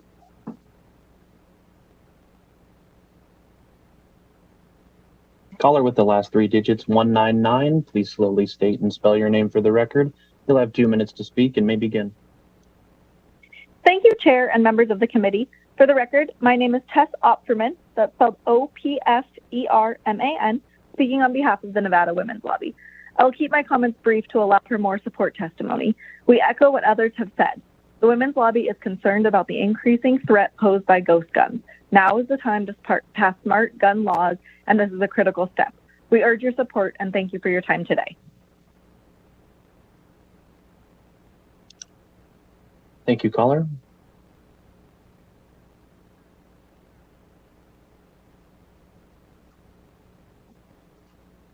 Caller with the last three digits, 454. Please slowly state and spell your name for the record. You'll have 2 minutes to speak and may begin. Thank you, Madam Chair, and the rest of the committee. My name is Audrey Dempsey, Audrey Dempsey. I'm speaking today in favor of AB 286 as the president of the Nevada Federation of Democratic Women. It's well known that firearms are the leading cause of death among children and teens in the United States. It's also known that 59% of female partner homicides are killed with a firearm. Ghost guns undermine all existing gun laws and are intentionally marketed that way so that anyone, no matter what their age or what their ability to be able to get a legal gun, are able to buy them. There's no federal limitations on how many you can buy. They're cheap. They're relatively easy to put together. And they're intentionally marketed as unregulated and untraceable. I echo many of the previous people who have commented on this, and I strongly urge you to support AB 286. Thank you so much for allowing me to speak.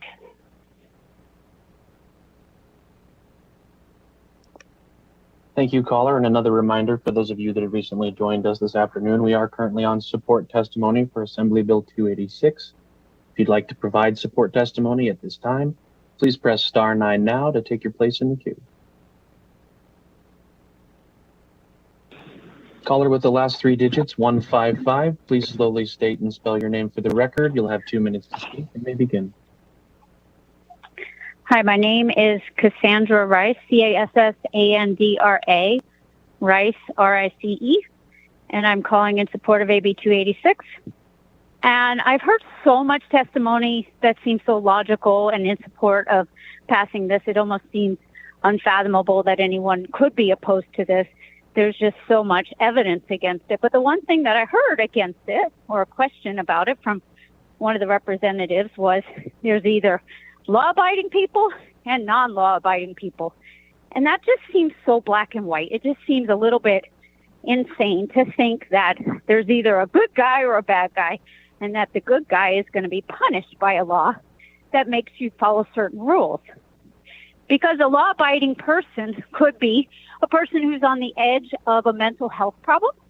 A law-abiding person could be a 15 or 16-year-old boy who we know isn't mentally mature yet, may decide to buy this over the internet. And what if the law-abiding person has a theft of their non-serial gun, the ghost gun? So all of these situations kind of show that it's not just a black and white issue of law-abiding or not law-abiding. So we want to make sure we pass this and please try to go in the right direction. We can't keep doing this. We have to try to do something to reduce the number of deaths in this country. And this is just a tiny, tiny step. And I'm hopeful that we do pass it because it seems only the logical thing to do. Thank you.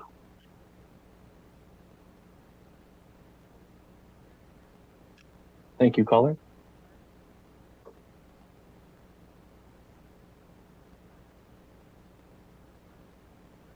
Caller with the last three digits, 131. Please slowly state and spell your name for the record. You'll have 2 minutes to speak and may begin.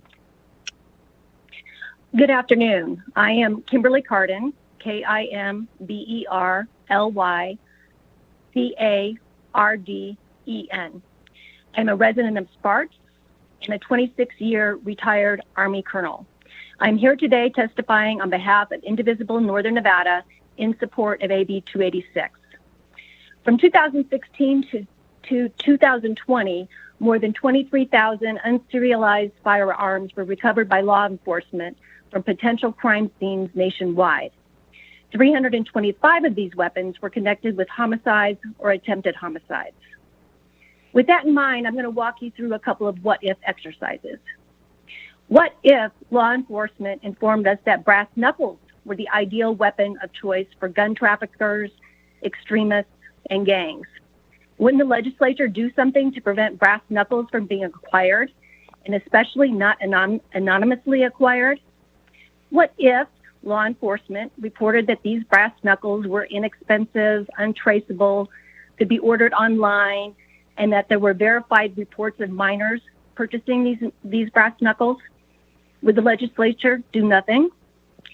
In fact, the Nevada Legislature did do something, and I invite you to consult Nevada Revised Statute 202.350 as it pertains to brass knuckles. They are illegal in our state. So replace brass knuckles with ghost guns, the weapons of choice for gun traffickers, extremists, and gangs. Inexpensive, untraceable, and able to be ordered online without a background check, even by minors. And you will see how the same intent holds true. Nevadans and our neighbors deserve a safe place to live. Ghost guns cannot be exempt from our laws. Thank you for your time.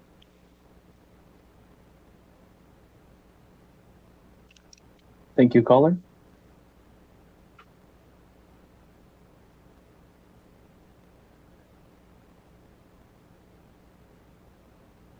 Caller with the last three digits, 767. Please slowly state and spell your name for the record. You'll have 2 minutes to speak and may begin. Good afternoon, members of the committee. Thank you for having me here today to testify in support of AB 286. My name is Nida Alvi, Nida-Alvi, and I'm currently counsel at Everytown for Gun Safety, the largest gun violence prevention organization in the country, with nearly 6 million supporters, including moms, mayors, survivors, students, and everyday Americans who are fighting for common sense gun safety measures that can help save lives. The rise of ghost guns is the fastest growing gun safety problem facing our country. The unregulated and untraceable nature of ghost guns isn't incidental. It's their primary selling point. And they are predictably emerging as a weapon of choice for violent criminals, gun traffickers, dangerous extremists, and other people legally prohibited from buying firearms. Ghost guns are do-it-yourself guns made from readily available, unregulated building blocks. They are very easy to make. Their core parts can be bought online or at a gun show without a background check, and they are designed and marketed to be easily converted into a fully functional firearm with little skill.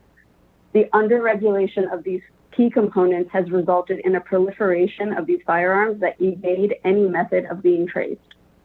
Ghost guns have been used in heinous crimes. In California, a 16-year-old boy shot and killed 2 of his classmates and shot and wounded 3 others with a ghost gun. In Washington, D.C., ghost guns were used in 4 recent fatal shootings. In Arizona, a neo-Nazi sex offender bragged on Facebook about his arsenal of firearms and homemade assault-style ghost guns. Nevada is home to the biggest manufacturer of ghost gun parts and kits, Polymer 80. Nevada also neighbors California, a state where 30% of guns recovered by ATF in 2019 were unserialized. One official cited an even higher recovery rate at the local level, stating that 41% of ATF cases in Los Angeles involved a ghost gun. AB 286 would address this problem by prohibiting unserialized firearms and by regulating the possession, sale, transfer, purchase, and manufacturing of unfinished firearms or receivers without serial numbers. Nevadans deserve to be protected against the threat of violence from ghost guns. We urge you to vote yes on AB 286. Thank you.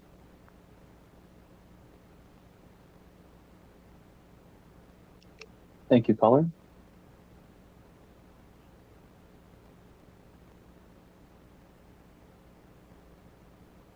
Caller with the last 3 digits, 360. Please slowly state and spell your name for the record. You'll have 2 minutes to speak and may begin. Good afternoon, Madam Chairperson and the committee members. Thank you for letting me speak. My name is Nancy Hoffman, capital Nancy, capital Hoffman. I'm a resident of Assembly District 30, and am speaking on behalf of myself in support of AB 286. I am a two-time victim of gun violence. I don't wish to waste time going into the details of those events, except to say that I retired from Sparks Middle School 2 years, and 2 years after I retired, one of my former colleagues was shot and killed by a student. I do, of course, support the Second Amendment right to own firearms, but I'm not in support of the sale of untraceable ghost guns. We all know why guns and vehicles are required to be registered, and I can save some time by simply saying I agree with the previous speakers in favor of AB 286. However, I would like to say that in response to one of the previous questioners, committee member, I believe, when lives are on the line, the argument that someone might lose the value of a previously purchased ghost gun is really not the point of this legislation. And certainly we've all purchased many cell phones ourselves in the past, only to see their value drop to nothing simply because the technology is improved. Please vote in favor of AB 286. Thank you. Thank you, caller. And for anyone that has just joined our meeting this afternoon, we are currently on support testimony for Assembly Bill 286. If you'd like to provide support testimony at this time, please press star 9 now to take your place in the queue.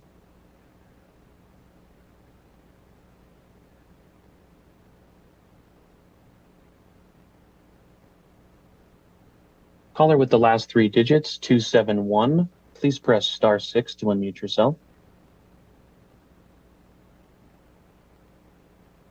Thank you, caller, and slowly state and spell your name for the record. You'll have 2 minutes to speak and may begin.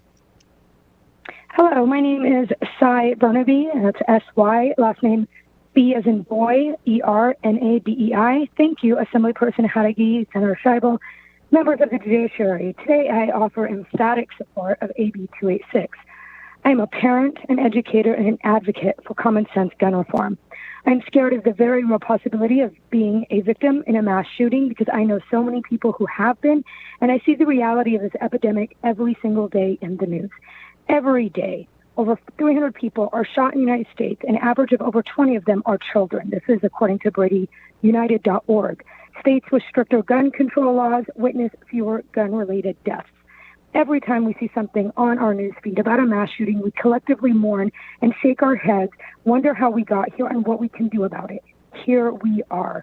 This is common sense gun reform. If you are not on board with this kind of legislation, then you are being complicit to the violence that permeates this country every single day. Ghost guns are an easy way for anyone to have access to a weapon that will kill. And even most gun owners agree there needs to be regulation. Here it is. This will not infringe on your Second Amendment rights because you can still have other firearms. My right to live without fear is more important than your right to own a ghost gun. Thank you.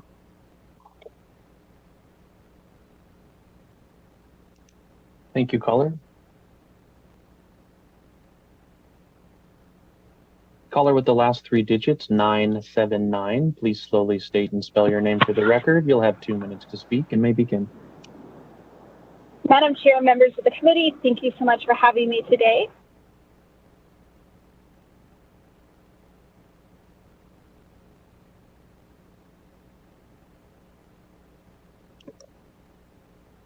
My apologies, Chair. Looks like we lost that caller to a disconnect. We will move on.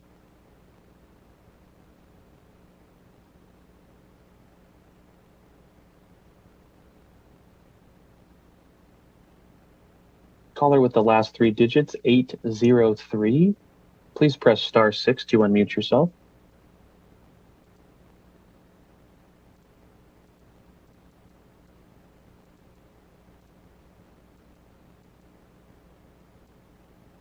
Once again, caller with the last 3 digits, 803.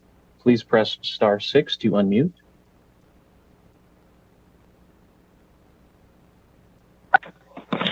Thank you, caller, and then slowly state and spell your name for the record. You'll have 2 minutes to speak and may begin. I am Deborah, D-E-B-R-A, Sanders, S-O-N-G-E-R. I understand about the ghost guns, and I totally agree. But there's some reasons I'd like to speak of because if my gun gets I want to be able to fix it by the tools and everything. I'm having trouble hearing this caller. It sounds like there's a lot of background noise. Okay, hold on. There's a provision you could change that everybody would be talking about. That buy stuff to fix their guns that are legal, and that just take out, the certain parts of your bill because we can do that or add it. I don't want those guns on the street. It's great, it's crazy.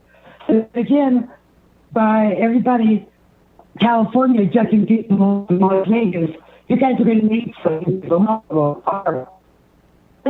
already have guns. And other people are fighting it and where they're dumping and that people at, which isn't fair. But anyways, that's all I have to say. I just hope you vote no on or. Thank you, caller. And as a reminder, go ahead, Chair Scheibel. I apologize.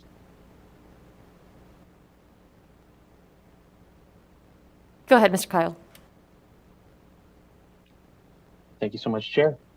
We are currently on support testimony for Assembly Bill 286. If you've recently joined us this afternoon and would like to provide support testimony at this time, please press star 9 now to take your place in the queue.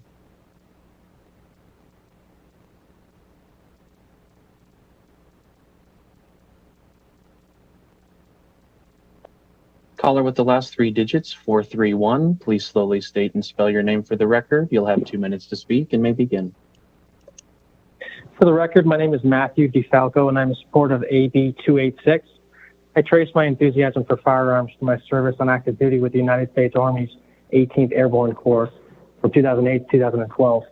This bill does not take away my Second Amendment rights or anybody else's. The opposition will probably question how many of these homemade guns have been used in crimes. The answer is many.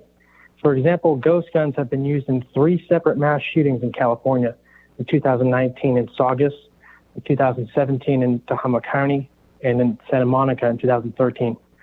12 people, including 2 teenagers, were killed in these shootings. Dozens more were shot and injured. 2020, Carlos Canino, the special agent in charge of the ATF Los Angeles Field Division, explained that 41%, so almost half of our cases we're coming across are these ghost guns. Ghost guns undermine laws and are being used more and more by those intent on doing harm. We can do something about that by passing AB 286. Thanks for your time.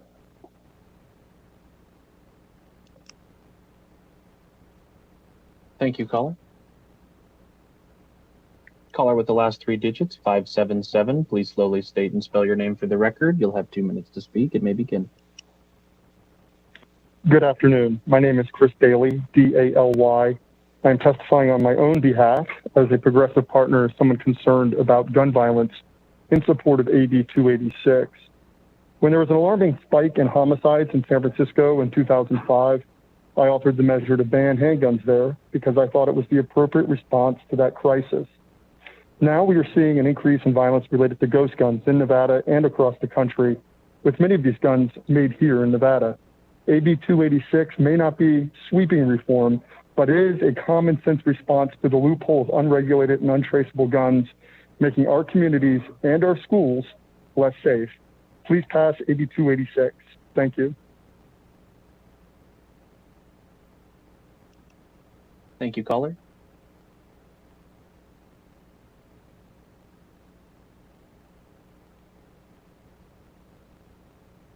Caller with the last 3 digits, 977. Please slowly state and spell your name for the record. You'll have 2 minutes to speak and may begin. Thank you. My name is Linda Cavazos, L-I-N-D-A-C-A-V-A-Z-O-S. I am the Clark County School District Board of Trustees President, and I'm also a licensed mental health professional. I'm speaking today as an individual.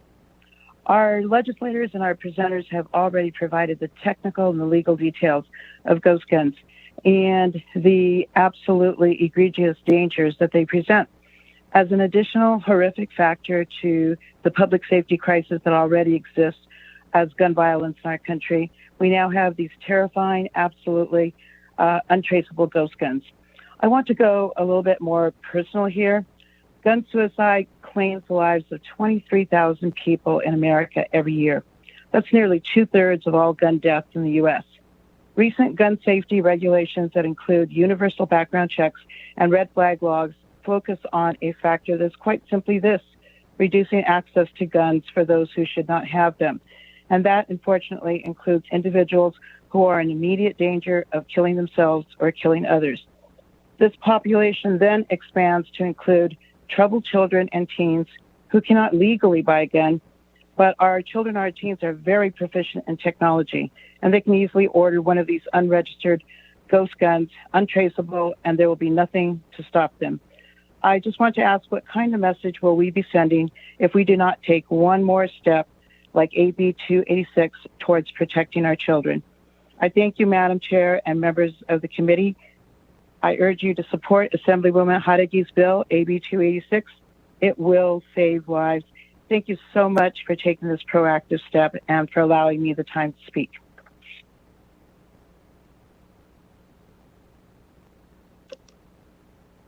Thank you, caller. And for those of you that have recently joined us, we are currently on support testimony for Assembly Bill 286. If you'd like to provide support testimony at this time, please press star 9 now to take your place in the queue.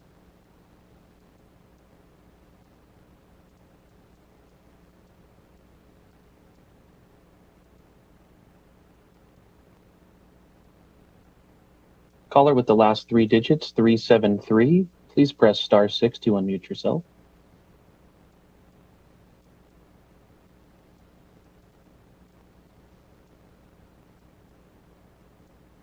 Once again, caller with the last 3 digits, 373, please press star 6 to unmute.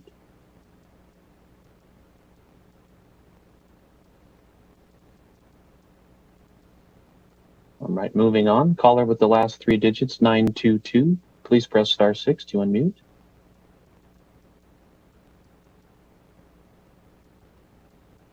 Thank you, caller. Then slowly state and spell your name for the record. You'll have 2 minutes to speak and may begin.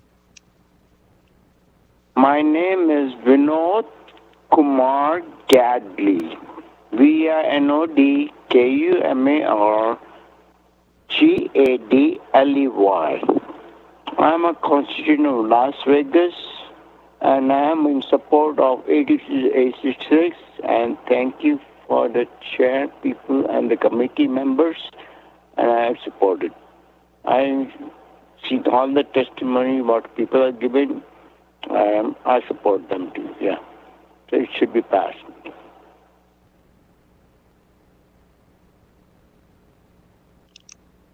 Thank you, caller.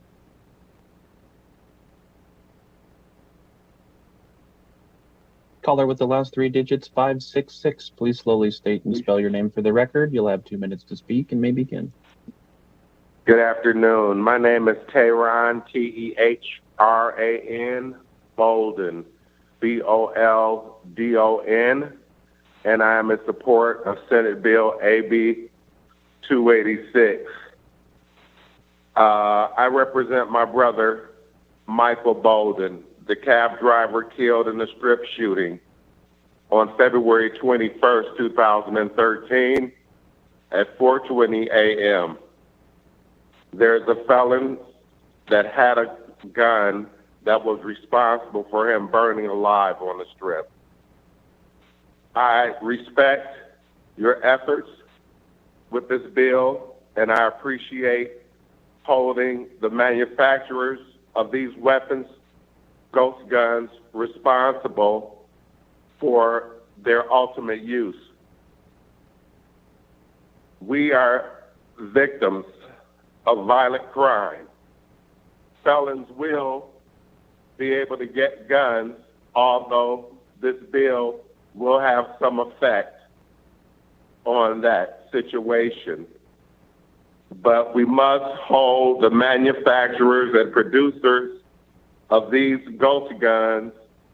We must hold irresponsible gun sellers who sell these guns that end up taking the lives of persons, innocent persons, responsible for their use.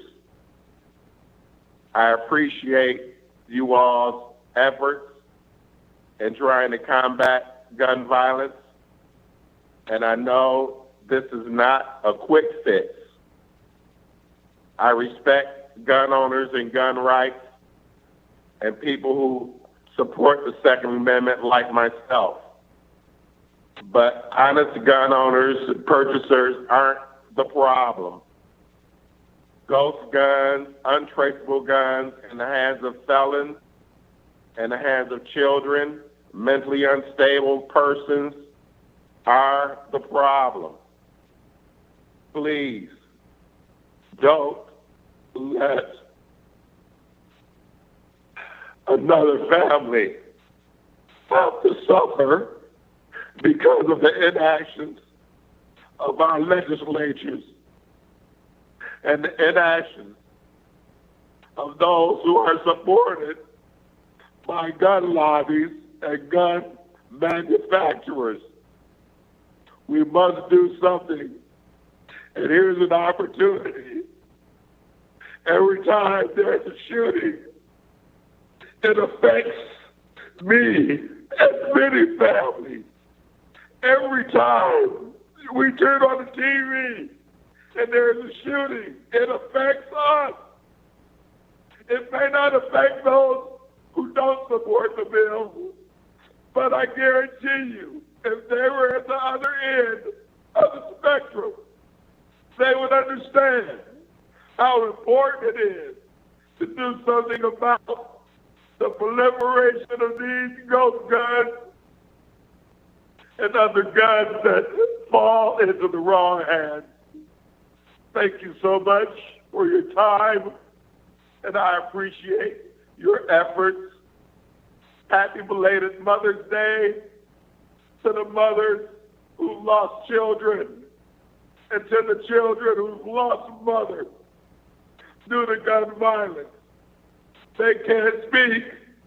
You must speak for them and vote to approve and pass Senate AB 286. Thank you so much.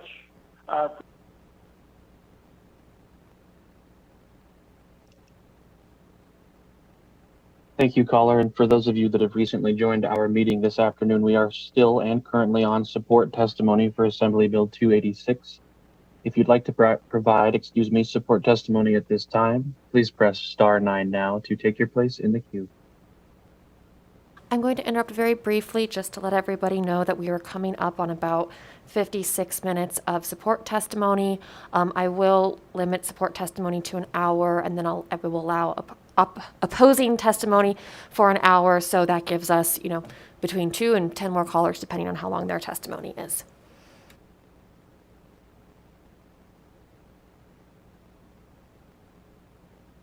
Thank you so much, Chair Scheibel. Well, at this time, there are no more callers to provide support testimony. All right. In that case, we will move on to testimony in opposition. And we will start with individuals who are present in the room to give opposition testimony. And you will have 2 minutes to begin.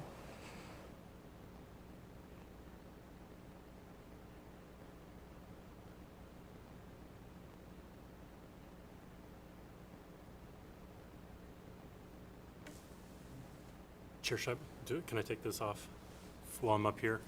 All right, perfect. Thank you. Chair Scheibel and members of the committee, for the record, Dan Reed, Western Regional Director with the National Rifle Association.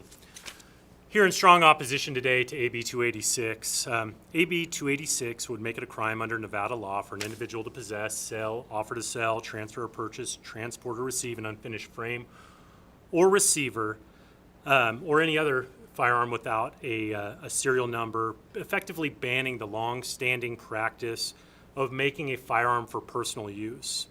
Additionally, AB 286 would promote the destruction and devaluation of existing firearms without really getting to the tangible public safety benefit that I think people are after here. So since before the Revolutionary War, people have been making firearms for personal use. Hobbyists and others have, with the requisite skills and desire, have been able to make firearms for their personal use without government intervention. And people continue to do that to this day. And so now we have legislation that's out here and before us today and federal regulations that are trying to ban this practice. And there's a lot of focus on kit guns. We heard a lot about polymer 80 today, but this world is far bigger than that. And we'll go after firearms that have been made for personal use by law-abiding people for a long time. And would also sweep in firearms that were not required to have a serial number before 1968. And there's some confusion. We heard some back and forth earlier with Senator Settlemyre and the proponents of what actually fits into a curio and relic. When does a firearm may fall out of that and could subject someone to a criminal penalty or a collector's item, et cetera. And so there's some confusion there. And we heard about gun owners. And while gun owners may not agree with restrictions, we're going to go generally out of our way to comply with them because we want to maintain our rights. And compliance with this is very challenging as far as how do you continue to keep your lawfully acquired property, right? Because people right now who are building these firearms are doing so in accordance with existing state and federal law. And the way this bill is written, there's really no way to keep that property without going through either surrendering it or going through some sort of modification. We heard about sweeping or flipping out the receiver, et cetera. And so in reality, there could be a taking here, or you might have a firearm that's of high value that doesn't have a serial number, and you're going to ask someone to find a way to engrave a serial number on there, potentially devaluing this firearm. And let's face it, at the end of the day, firearms are heavily regulated under both state and federal law. Manufacturing, possession, transfer, et cetera, all types, it's strictly regulated. And we're not talking about people who are making firearms en masse, the manufacturers out there. We're really talking about the hobbyists that are out there today that are making something for their own personal use that are going to get swept under this. And I know the point's been making, but I think it's really, really important to remember that if you're prohibited from possessing a firearm under federal and state law, that's all firearms. Whether it was made in your garage or passed down from generations, or it was acquired through any other means, if you're prohibited from owning a firearm, it's illegal to have one in your possession. It's a felony. And what I see with this bill is we're not actually going after the bad actors there that are already going to potentially be violating the law, that are going to be circumventing existing laws. This is sweeping up law-abiding citizens who may be subjected to criminal penalties. And if you look, there's no fiscal on this bill. There's no way to account for the potential takings under this. There's no public awareness campaign for someone who may have firearms in their safe. Maybe they're not even aware that they're not with the serial number. This is something that came through my family for years. And could they potentially be liable under this? They have a short window of time to potentially comply if this goes into effect. And I know that I'm running short on time, and I just wanted to clarify just a couple of points real quick. It was mentioned by the proponents that the California law was passed in 19 and doesn't go into effect until 22. That is inaccurate. The California law was passed and signed into law in 2016. What I believe the proponents were referring to was the precursor parts legislation that was passed and signed into law into 19 that will go into effect in 22. And what we heard in California is that criminals were not complying with this serialization bill. And so they now are having to go after parts, which are not firearms and not considered firearms anywhere. We're talking about maybe upper receivers. There's a lot of ambiguity. They're still putting regulations out there. But California is finding that criminals are not complying with their ghost guns law, which is why they're continuing to expand it out. Also, we heard something about turning into a dealer. I want to note that the legislation references licensed importers and manufacturers, and there's a distinction there between a regular FFL and someone who's an importer or a manufacturer. And so I think that's a clear distinction. It may not necessarily be your gun dealer down the street. Also, I think there was a question about penalties, about second or subsequent. I think that we really need to clarify that, because I think that this could be read if you had multiple firearms in your possession that may run afoul to this law, that you could potentially be charged with a felony. And so if the intent is to be occurrences, I think that language should be cleaned up. But I will wrap up. I appreciate you indulging me, Chair. We're in strong opposition, and let's go after criminal behavior and not law-abiding citizens. Thank you. Thank you for your testimony. It sounds like there are some questions for you, Mr. Reed. We don't normally allow questions for people in opposition, but I will make an exception today because I'm feeling generous. Senator Settlemeyer. Thank you, Chair. I appreciate the opportunity to have a hearing on the opposition aspect of it.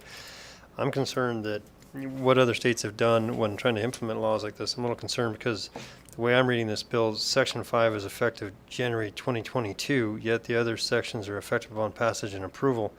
In other states, how do they deal with that? Because this almost makes it illegal to have and possess, but then you're told to transport it, to turn it in. How have other states tried to, how's that worked out in the California law, since, again, this seems to be structured after what California did, and even the testimony that we needed to do it because California did it, and that's why my question exists. Yes, Chair, through you to Senator Settlemeyer, again, for the record, Dan Reed with the National Rifle Association. So in the region that I cover for NRA, there's been 2 states that have dealt with this issue.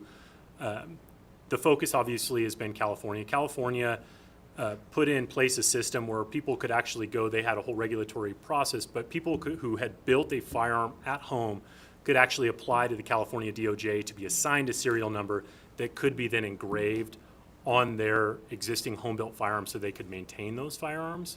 And then I mentioned the second section of the legislation that's now going after parts that's going to have to involve a dealer in order to transfer for parts, which is an interesting thing. We're still waiting on a lot of clarity on that. And then Hawaii recently put a ban on home-built firearms, and they did them looking forward. So from the date of enactment of that legislation moving forward, they said everything prior to that was grandfathered in, and they looked at any newly acquired unfinished frames, receivers, et cetera. Now, there's a piece of legislation right now sitting on the governor's desk in Hawaii that would take that law and look at it retrospectively. Thank you for that, Chair. All right, thank you, and thank you, Mr. Reed, for your testimony. Thank you, Chair. We will move on to the next person in opposition. I don't see anybody else in the room coming up to the table, so I will turn it over to Mr. Kyle to take opposition testimony by phone. Again, each person will have 2 minutes. You are welcome to simply state that you agree with the previous caller, and we do understand and appreciate that allows more people to testify. And also, we have received a number of pieces of written testimony which are already entered into the record, and I encourage all of our committee members to read those thoroughly. And with that, I will turn over to Mr. Kyle Mr. Kyle, for testimony in opposition to AB 286. Thank you so much, Chair Scheibel. To testify in opposition on Assembly Bill 286, please press star 9 now to take your place in the queue. Once again, to testify in opposition on Assembly Bill 286, please press star 9 now to take your place in the queue.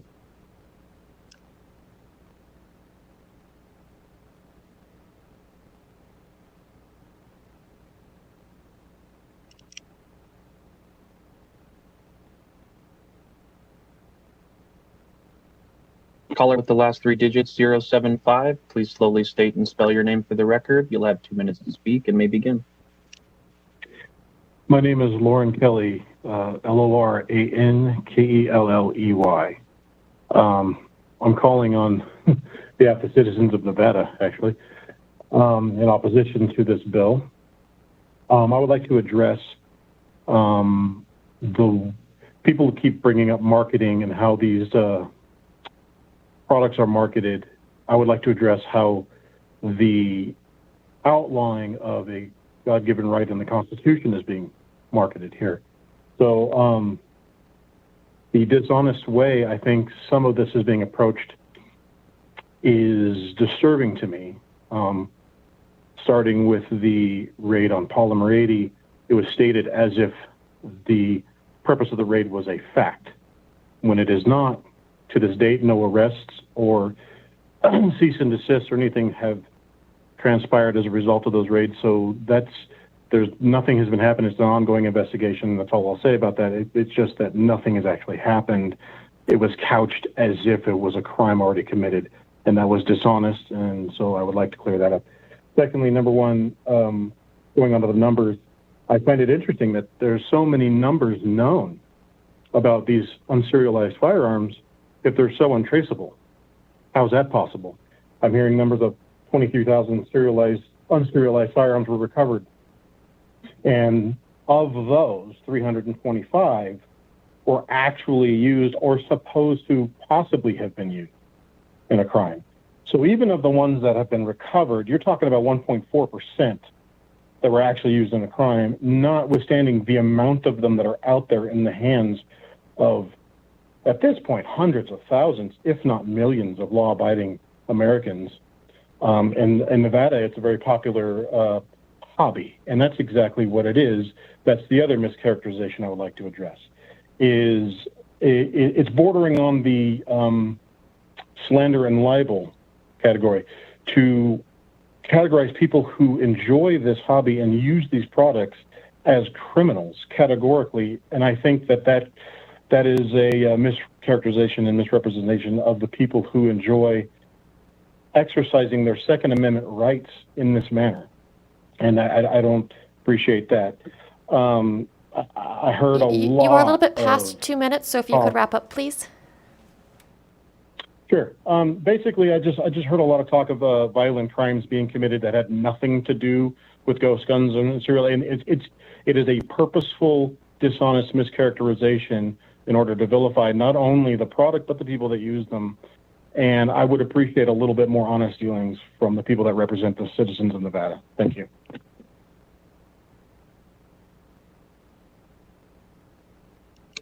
Thank you, caller. And for those that have recently joined us this afternoon, we are currently on opposition testimony for Assembly Bill 286. If you'd like to provide opposition testimony at this time, please press star 9 now to take your place in the queue. Caller with the last 3 digits, 373, please slowly state and spell your name for the record. You'll have 2 minutes to speak and may begin. Good afternoon. My name is Bob Russo. That is Bobrusso. Many people have decades-old firearms that were passed on to them through family members or acquired older firearms that legally contain no serial number. Others have ghost guns with no serial numbers, including amateur gunsmiths. AB 286 would criminalize people that possess those firearms and kit guns, even though those firearms were acquired while it was legal to do so. Many firearms manufactured prior to October 22nd, 1968, when the Gun Control Act was instituted, never had a serial number placed on them. To my knowledge, those firearms are still legal today. AB 286 violates Article 1, Section 10 of the U.S. Constitution that says that states are prohibited from passing ex post facto laws.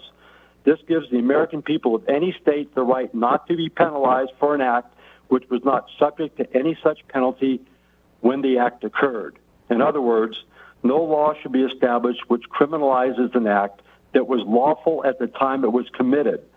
A gun legal at the time of purchase cannot be made retroactively illegal. This bill does this very thing. Therefore, this bill, at the very least, should include a grandfather clause for those that possess firearms that were legally produced without a serial number prior to October 22nd, 1968, and for all ghost guns made prior to the institution of this bill if it passes. This is only fair and just. Lastly, I asked, what percentage of gun violence in Nevada can be manufactured prior to October 28, 1968, with no serial number on them and to ghost guns? I suspect very few, if any. This bill is unconstitutional, and I urge you to please oppose it. Thank you very much.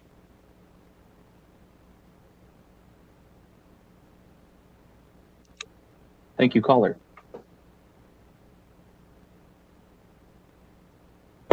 Caller with the last 3 digits, 504, please slowly state and spell your name for the record. You'll have 2 minutes to speak and may begin. My name's Brittany Sheehan, BrittanYSheehan. The bill's author asserted allegations as fact against Polymer 80, and they have a right to defend. The presenter showed us a Glock-style product from this company. On behalf of Polymer 80, 2 Glock-style samples were submitted to the ATF, who wrote an opinion letter on these products dated in 2017. Directly from the letter, to reiterate the conclusions of STISB's evaluation, our branch has determined that the submitted Polymer 80 incorporated Glock-style receiver blanks incorporating the aforementioned design features are not classified as the frame or receiver of a weapon designed to expel a projectile by the action of an explosive. Thus, each of these items are not a firearm, as defined in GCA 18 USC 921A3B. Everything that has happened since the ATF's approving letter is a little more than a witch hunt. The ATF published a proposed rule on Friday that will go into the Federal Register, but instead of letting that play out in the appropriate venues, Nevada is trying to beat them to it. What happens when the standards don't match? I think the answer is that Nevada doesn't care, or they would kill this bill and yield the authority on the matter. This legislative activism and bill disregards everything currently happening and what has always been true on the issue. The use of state force was never granted to remove lawful citizens from their firearms, restrict the creation of, or to target local commerce. This is an assertion of the legislature into a federal regulatory role that is based on arbitrary definitions. This hearing has pegged this bill as keeping firearms from prohibited persons, but it asks Nevadans who are legal persons to destroy their property. The popularity of these products is based on the desire for Americans to not want their firearms confiscated. Nevada's response is exactly what drives the popularity of these products. They will indeed confiscate your firearms. This bill does exactly that. Please vote no on this terrible bill.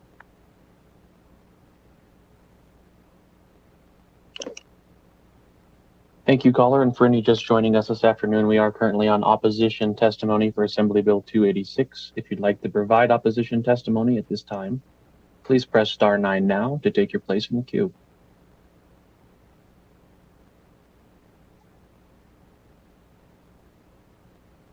Caller with the last 3 digits, 937, please slowly state and spell your name for the record. You'll have 2 minutes to speak and may begin.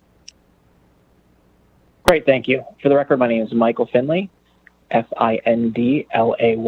I'm with the National Shooting Sports Foundation. We're the trade association representing manufacturers, retailers, as well as ranges throughout the country. We also put on SHOT Show every year, which has nearly 60,000 attendees, head and beds, and provides over $200 million of direct economic value to the state of Nevada. We're here to testify against this bill. We have some concerns about it, especially how it would impact our SHOT Show. First and foremost, under Section 6, we have, as Dan Reed with the NRA alluded to, there are questions whether or not this would affect the pre- and post-production process with our manufacturers and the way that we display products at our show. To give you an example of this, at our shows, we have multiple vendors that are coming together, and just like if you conceptualize an iPhone isn't made all at the same time. Oftentimes, the glass is made somewhere else. The CPU is made somewhere else, and then it's all put together. The same can be true of a firearm in certain instances, especially with Cerakoting and processes like that. With the way that this is written right now, there are serious questions as to whether a manufacturer would have to alter or become, when they're dealing with their subcontractors, that person would also have to be a manufacturer. And right now, a lot of them are classified as gunsmiths, for instance, with the Cerakoting process and others. So we would like to highlight that would potentially put a crank in the pre-production process of lawful manufacturing process of small arms in this country. The second thing is displaying, especially as we display heirlooms and classics that were pre-1968. We have a showcase at our show that has very high-end antique firearms, and in Section 6 of the bill, we're very concerned that if you are not a manufacturer or importer of that you are just a typical FFL 0102 licenses by ATF, and you do not have a variance, that displaying those products at SHOT Show would be not permissible and would in fact make you a criminal. So those are the things that we'd like to highlight in this bill that we are a little concerned with. Again, it's part of the production process and the actual manufacturing, and doesn't deal with those that have received variances from the ATF for those production processes. And then the pre-1968 antique showcases that some of our FFLs display during our SHOT Show. So with that, I will give the remainder of my time and say thank you very much to the committee.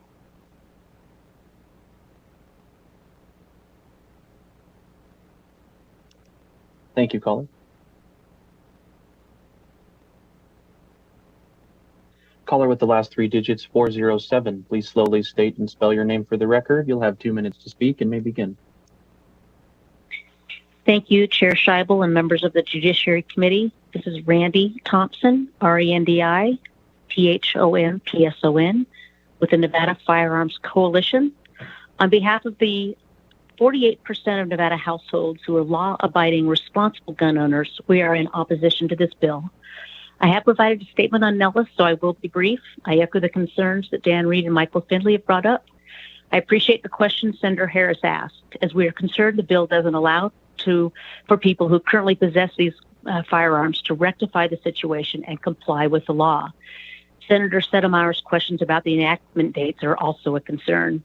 Since there's no legal way for Nevadans who own unserialized firearms to sell their unserialized firearms, I think you will see a legal challenge that the state should compensate people for the taking of their property. People making guns for centuries, and while 3D printers and buying frames have made it easier, it still takes a lot of skill to build a working gun. That's why about 90% of guns used in crimes are either stolen or bought on the black market. While I support the goal to reduce the use of guns in crime, this bill will infringe on the rights of responsible, law-abiding gun owners. Thank you, Chair.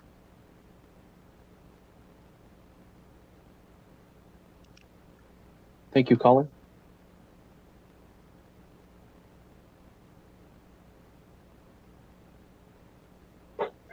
Caller with the last three digits, 815. Please slowly state and spell your name for the record. You'll have 2 minutes to speak and may begin. Hello, committee chair and members. This is James Carr, JamesCarr. Longtime listener, first time caller. I oppose AB 286, as a prior caller mentioned briefly, because the Bureau of Alcohol, Tobacco, and Firearms is currently contemplating changing its definition of firearm, and this definition change may directly impact Section 5 of AB 286, which prohibits possession of a firearm without a serial number. ATF has recently published proposed rule changes, which propose to define upper receivers and slide assemblies not simply as firearm parts as they currently are, but as actual firearms. This change in federal regulations could substantially alter the impact of AB 286. Although the word firearm is loosely defined in NRS 202 Section 253, similarly to the federal definition, the ATF's more specific regulatory definition could be used in support of criminal prosecution of possession of an unserialized firearm or part thereof in Nevada. Specifically, if an unserialized upper receiver or slide assembly falls within the ATF's new definition of a firearm, AB 286 could make possession of that unserialized part, which was lawfully purchased as part of a complete firearm through a licensed firearm dealer and with a background check, illegal in Nevada after January 1st of next year. I believe the outcome, this outcome is not the intent of AB 286, and I urge you to put AB 286 on the back burner so that these potential consequences may be fully considered by the committee. Thank you.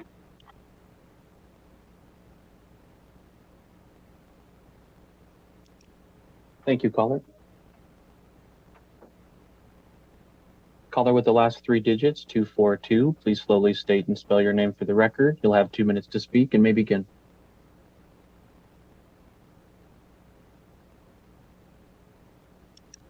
Once again, caller with the last three digits, 242.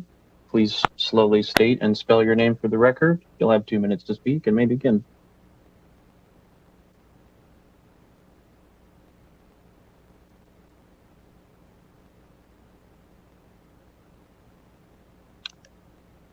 All right, caller, we will come back to you. Caller with the last three digits, 639. Please press *6 to unmute yourself.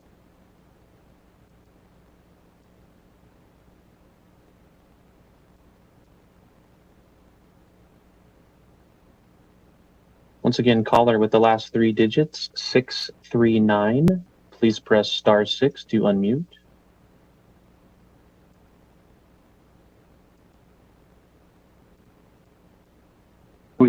opposite. Thank you, I'm caller. calling in- Please, yes, please slowly state and spell your name for the record. You'll have 2 minutes and you may begin. Hi, this is John Ross. I'm in opposition to AB 286. My apology. My name John Ross, JOHNROSS. I'm a newly acquired resident of Nevada, and I appreciate the freedom that I have in this state, having come from the state just to the west of here. I have a problem with this bill because I truly do believe it's misguided legislation. It seems that it's more aimed at the manufacturer of these alleged firearms, which they're not. They're not complete. And instead of dealing with that issue, it's coming after the personal carrier of the firearm or of a completed firearm after they have built it for personal use. This is one of those things that has really bothered me for years, is that rather than going after the alleged problem, is that they go after those that are not a problem because they're easy prey and easy to manipulate. So for that, I take umbrage against this, and I really have an issue with that. I apologize that I'm not very well versed in this, but I just got word that this was happening today, so I tried to step in here. So going back to this, I believe it's misguided legislation. I don't think that it's going to do anything positive to prevent crime or to slow anything down. I think all it does is just make it more difficult for the law-abiding to abide by the law, and may even strip them of their rights or take things from them that they've already purchased legally, and such as would be with myself.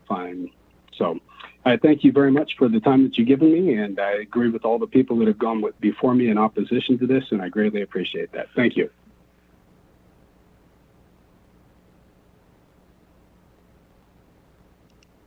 Thank you, caller. Caller with the last 3 digits, 859. Please slowly state and spell your name for the record. You'll have 2 minutes to speak and may begin. Good afternoon. Janine Hansen, State Chairman, Independent American Party, JANINEHANSEN. Restrictive gun laws do not lower crime or violence, but when more law-abiding citizens own and carry guns, crime goes down. We oppose AB 286, which is a violation of our rights and nullifies our God-given, inalienable right to keep and bear arms. The Second Amendment says the right shall not be infringed. Infringe means that you, the government, encroach in a way that violates our rights. AB 286 definitely infringes on our rights and is in incremental destruction of our right to keep and bear arms. What happens to my husband who has a gun from his grandmother, a 30-06, which he uses for hunting, which is pre-1968? What happens? AB 286 makes criminals out of law-abiding citizens who own kit guns or others without serial numbers. There is no grandfather clause to allow those who legally own gun kits now to keep them. There is nothing they can do with their property but destroy it or turn it over to the government. How many crimes have been committed by people with kit guns in Nevada? What problem is this bill trying to solve? The bill's greatest effect is to disarm law-abiding citizens. In Nevada's Constitution, Article 1, Section 1, it states, all men are by nature free and equal and have inalienable rights, among which are those enjoying and defending life and liberty, acquiring, possessing, protecting property, and pursuing and obtaining safety and happiness. AB 286 takes away our inalienable right to defend life and liberty and to obtain safety. In Article 1, Section 11 of the Nevada Constitution, it states, every citizen has the right to keep and bear arms for security and defense. AB 286 violates this provision of the Nevada Constitution. AB 286 will not make us safer, but more vulnerable to those who unlawfully will continue to use guns. We all know that criminals prefer unarmed victims. Thank you.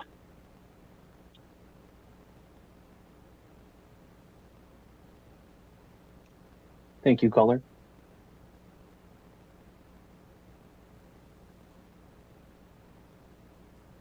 Caller with the last 3 digits, 137. Please slowly state and spell your name for the record. You'll have 2 minutes to speak and may begin. Hello, thank you for the opportunity to speak. My name is Sarah Lerma, SarahLerma, representing myself and my family. I am opposing AB 286. Please hear me out. Last year, during all the closures, gun sales were at a record-breaking high, so much so that people could not get a hold of a gun in the uncertainty of the safety in the current world state. Luckily, I was able to purchase a gun with a serial number. Being a single, petite Puerto Rican woman living alone with my frail 90-year-old grandmother, we needed some form of protection, some form of home protection. In the instance where a registered gun could not be purchased, I would have gone the ghost gun route. Even aside from that situation, I am fascinated as a hobby to build my own customizable firearm. And as an American, according to our foundational constitution, we have the right to do so, whether government knows about it or not. So don't ban guns, ban criminal people. Just like 9/11, did we ban airplanes? Do airplanes or private airplanes kill people? No, criminals do. Guns being sold out last year, and not one person raging and shooting people, like the aforementioned incident here in Vegas, is data displaying guns are not as dangerous as those in support of this bill think. For the record, teens building ghost guns, because that was mentioned multiple times, is statistically not an issue. This bill is the start to removing other gun freedoms. Let's not repeat history and follow the same path as Nazi Germany did. So please vote against this intro communist bill and protect our freedoms of law-abiding citizens. Thank you.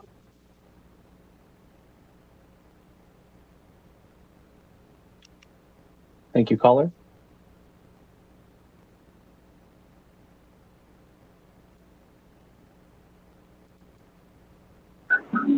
Caller with the last three digits, 868. Please slowly state and spell your name for the record. You'll have 2 minutes to speak and may begin. Rudy Hindling, Hindelang,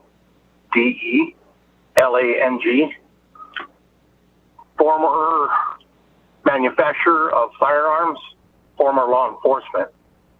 This bill does absolutely nothing. With nearly 398 million guns in the United States, do we honestly think that taking a handful out is going to make a difference? It isn't. The other thing that I would like to question people that are actually trying to make laws and the untruths that are coming about. In this state, you need to know the laws before you start imposing them. At age of 14, you can legally own a gun in the state of Nevada. Nobody has brought that up. Nobody else has brought up on how the excise tax is going to be done on this bill. Every gun that is manufactured must pay an excise tax. So now we need to figure out how the excise tax is going to be paid through the state of Nevada. Who's going to hold those numbers? Is it going to be the states or the feds? Because we've already seen how the last bill tried to be put through with the state of Nevada, how the feds handled that one. They said no, which took the length of time it did to do the first bill. You need to think this stuff through and stop lying to the people of the state of Nevada and start telling truths.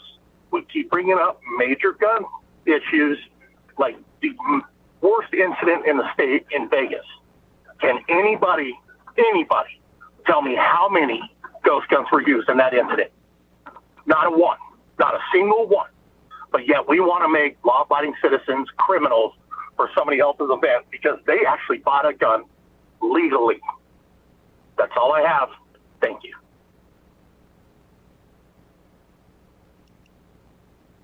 Thank you, caller. And as a reminder, we are currently on opposition testimony for Assembly Bill 286. If you've recently joined us and would like to provide opposition testimony at this time, please press star 9 now to take your place in the queue.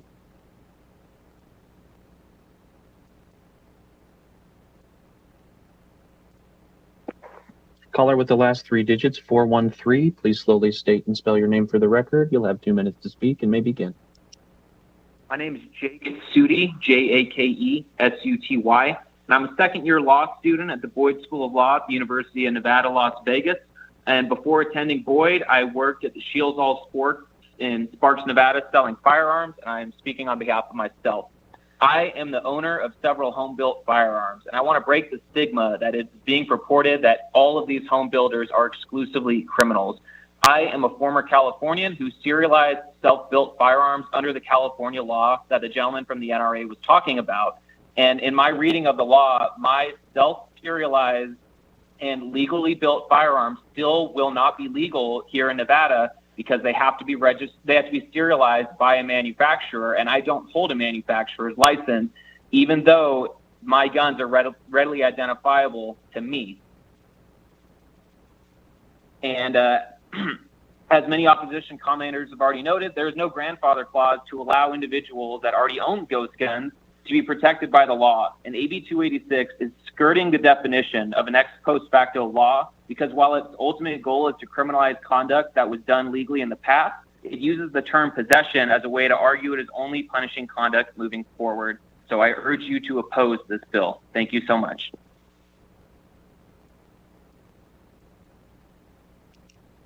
Thank you, caller. Caller with the last three digits, 105. Please slowly state and spell your name for the record. You'll have 2 minutes to speak and may begin. Good afternoon. This is Lynn Chapman, LYNNCHAPMAN, State Vice President of Nevada Families for Freedom. We oppose AB 286. Our borders are wide open. Who has come into our country? Do we know? No, we don't. Do we know what firepower is being brought into our country? No, we don't. When this bill was in the Assembly, I had heard on the news the night before that 4 known terrorists were apprehended at our border. I just heard last night on the news that over 6,000 more terrorists, rapists, child molesters, and murderers from around the world have now been apprehended at our border, and those were the ones that were caught. I wonder how much firepower the ones that were not caught brought with them. How about gangs in our country? What about the drug cartels? They are most certainly heavily armed and usually outgun our own police, and yet you keep going after the law-abiding citizens with more laws that will do nothing but disarm them. This doesn't seem to be the right time to be disarming people. We have huge problems in this country, and it is not coming from the law-abiding citizens. You need to focus on the law breakers, the terrorists, the gangs, the criminals, and the drug cartels, and stop taking law-abiding citizens' rights to our Second Amendment liberties away, piece by piece. Please oppose AB 286. Thank you.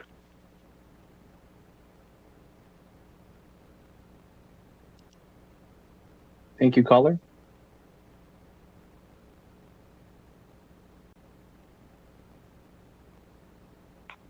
Caller with the last three digits, 226. Please slowly state and spell your name for the record. You'll have 2 minutes to speak and may begin. Hello, my name is Jared Rahman. That is Jared, Rahman, Raman. And I represent myself. And I want to thank you guys for taking my call. And I'd like to bring up a point that I discussed with Senator Dallas Harris just yesterday. And I want to also point out that she's a phenomenal representative to speak with, even if we don't always agree. And it's a pleasure to speak with her. I want to point out that companies like Polymer 80 are really your best friend when it comes to trying to track where these go. And if you make it where people cannot buy these firearms, they're simply going to make them. The 3D files are out there. Guns are now downloadable. People aren't going that route because it's easier to just go to Polymer 80. And it actually works out for the ATF and DOJ because then they know who the big dog is, who's distributing these things, and they can kind of keep tabs on those things. As soon as you get rid of companies like Polymer 80 from being able to conduct commerce in the state of Nevada, you're going to create a black market where you're not going to be able to track them at all. As little as you think you can track them, you can't track them. The files are downloadable. Guns are going to be made. You can't stop the signal. When we look at gun owners in Nevada and across the United States, we are among the most law-abiding people in the planet. You know, if you look at our numbers of CCWs being issued, the compliant parts on rifles based on arbitrary rules by the ATF, we comply with laws like crazy, for better or for worse. But when you keep on pushing the bar back, what do you expect to happen? Eventually, people are just going to have enough, and you're going to take the most law-abiding people on this planet, and you're going to make them non-law-abiding. They're not going to play your game anymore.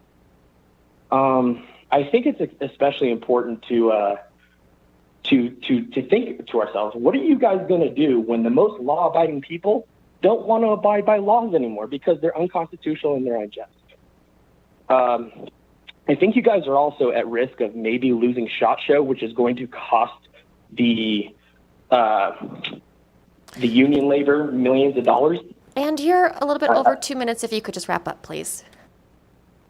Oh, sure. I'm sorry. Yeah, I think you guys are in danger of losing SHOT Show if you move forward with this legislation. I think that would cost a lot of trauma with your unions that you guys are in bed with. And I strongly hope you oppose this bill. Thank you very much and have a great day.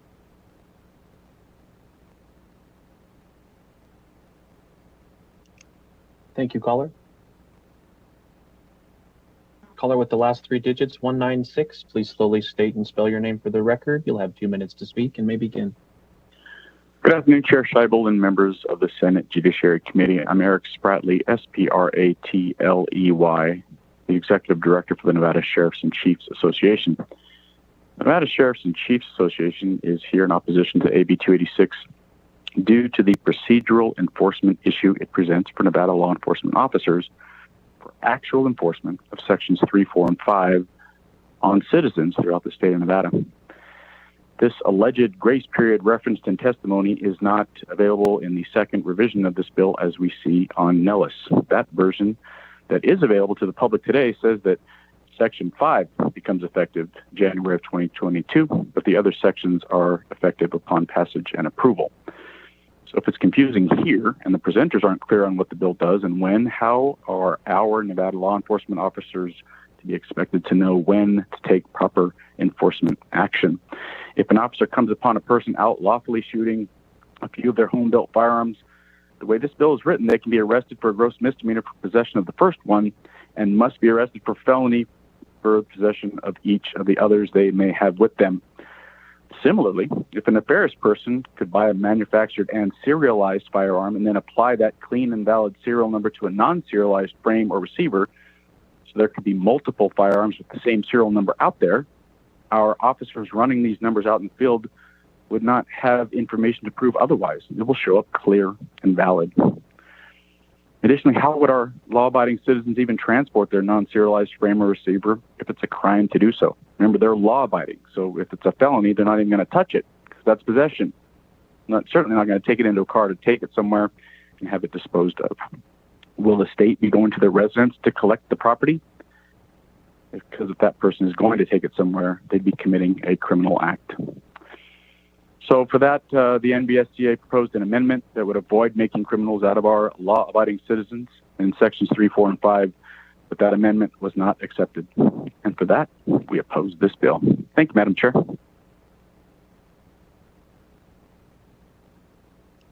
Thank you, caller.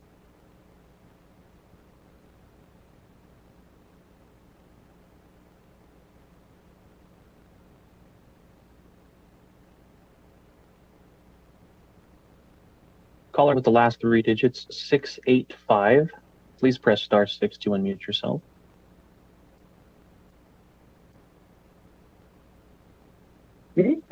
Thank you, caller. And now please slowly state and spell your name for the record. You'll have 2 minutes to speak and may begin. Hi there. My name's Charles, and my last name's Mazza, C-H-A-R-L-E-S, M-A-Z-Z-A, and I just think that this law is going to affect collectors and hobbyists the most. And it just seems like that the lady who brought up this law, that she just wants to ban guns. And every session, it seems like we are in a battle against her to stop the ban. And every single gun law that seems to go into effect also affects people of color and the most. And that scares me because I don't want law enforcement to have another tool to go after the people of color if this comes down to it. So I would rather law enforcement focus on the criminals who are committing the crimes instead of something like this, which is just a part of a gun. And it seems like collectors are just going to get that grandpa's guns are going to be the ones caught up in this, and we're going to see older collectors who have had guns handed down suddenly have to deal with jail and extensive fees to fight it.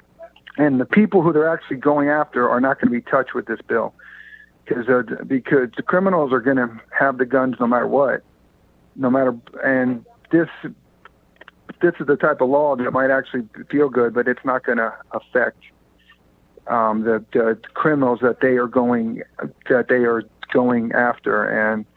And I would just like to say that it seems like every 2 years we are fighting against Assemblywoman Sandra trying to ban more guns. And if she would just focus on going after the criminals committing the actual crimes instead of the tool, that would be a lot more beneficial.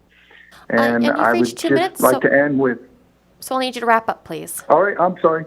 All right, yep. I'd just like to say this law is just going to affect people of color and collectors, and that's just wrong. Thank you.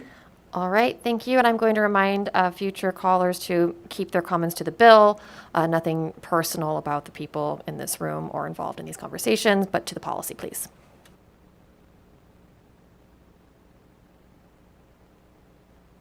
Thank you, Chair. Caller with the last three digits, 727. Please slowly state and spell your name for the record. You'll have 2 minutes to speak and may begin. Good afternoon. My name is Nick Ferguson, NickBurgeson. As an Army veteran, I oppose the passing of Bill AB 286. By creating and attaching these laws and rules to law-abiding gun owners, you hinder them from equipping themselves with the needs and proper equipment to protect themselves from the problem. These ghost guns, as they have been called, are only pieces of plastic and metal until fully milled, and they are just more government regulations on products from private businesses that hinder them from their right to the pursuit of happiness. Stop hindering law-abiding gun owners and citizens, refrain from gun registrations, and put the taxes to education and healthcare to teach our younger citizens and uneducated individuals respect and care for firearms and how to deal with mental issues that deal with today. Thank you very much for the committee. That's my speech.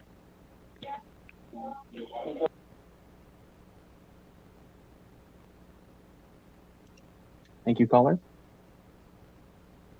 Caller with the last three digits, 242. Please slowly state and spell your name for the record. You'll have 2 minutes to speak and may begin. Hi, my name is Brandon Bloom, Brandon, last name Blum. I work in cybersecurity, and I do not have a criminal history, nor do I intend to engage in any criminal activity. In fact, I work to catch criminals. I've built an undisclosed amount of unserialized firearms for my own personal use, and I value them specifically because they are anonymous in nature. I view my unserialized firearms as they are tied to my Second Amendment right and my Fourth and Fifth Amendment right. I look at this as not a Second Amendment issue, but a Fourth Amendment issue. The advancement of technology and the internet has brought down barriers to manufacturing, so much so that we are now seeing people seize the means of production. People have the ability to design and manufacture household items, medical devices, tools, and yes, even firearms in the privacy of their own homes, unbeknownst to anyone. The desire for privacy and exercising the right to keep and bear arms is no different than the privacy we expect when voting in our elections, the privacy we expect from the blinds on our homes, the privacy we expect when writing a letter, email, practicing our religion, all in our own homes. Our home printers aren't serialized and registered to prevent criminals from committing fraud. Cameras aren't serialized and registered in order to prevent criminals from committing stalking or produce child pornography. Computers aren't serialized and registered in order to prevent terrorists from launching cyber attacks on fuel pipelines. Privacy in and of itself is not cause for suspicion of criminal activity. Blinds aren't cause for suspicion of domestic abuse or assault. I understand the Heller decision acknowledged that the Second Amendment is not unlimited and supports laws around commercial sales. What we are talking about is privately made firearms and handguns, recognized as a fundamental individual right in the privacy of our own homes for personal use. This is the direct opposite of commercial activity. And it's not permissible to say that just because serialized firearms are available that it's okay to ban the possession of unserialized firearms. See Heller, page 57. We don't ban home printers just because licensed publishers are available to provide books to the public. We don't ban personal cameras because local news stations are able to capture and report on the news.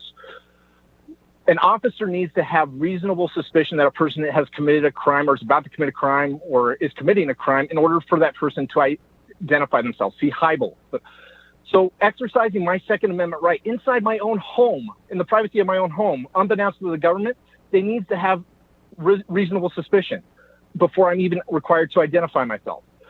So I just want to get to the point here that the fundamental argument supporters of AB 286 are making is that if you have nothing to hide, then you have nothing to fear, which we all know has been a historical justification for the persecution of numerous ethnic, religious, racial, and other minority groups, all under the fascistic guise of public safety. By attempting to squash out and criminalize private homemade firearms, this bill is laying the groundwork and precedent for the violation of our right to privacy within our homes, all under the pursuit of unobtainable safety. I beg you, please don't turn me and thousands of Nevadans exercising our Fourth and Second Amendment rights into criminals. We're peaceful people. We just want to go about continuing our lives. You're past 2 minutes. I'm finishing up here, man. Thank you. I understand. Please don't infringe on on my natural rights. We're not a threat to you or anyone else. Thank you so much, Madam Chair, for your time, and for those of the committee. Thank you so much.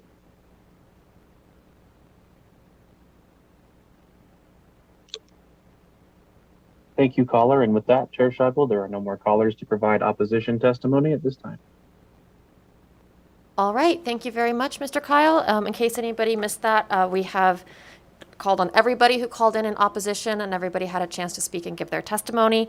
And so I certainly speak for myself, and I think the whole committee when I say that we appreciate all of the engagement with this bill.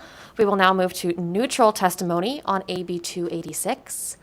I don't see anybody coming up to the table in the committee room, so we will go directly to BPS to see if there's anyone on the phone lines to give neutral testimony. Thank you so much, Chair Scheibel. To testify in neutral on Assembly Bill 286, please press star 9 now to take your place in the queue. Once again, to testify in the neutral standing on Assembly Bill 286, please press star 9 now to take your place in the queue.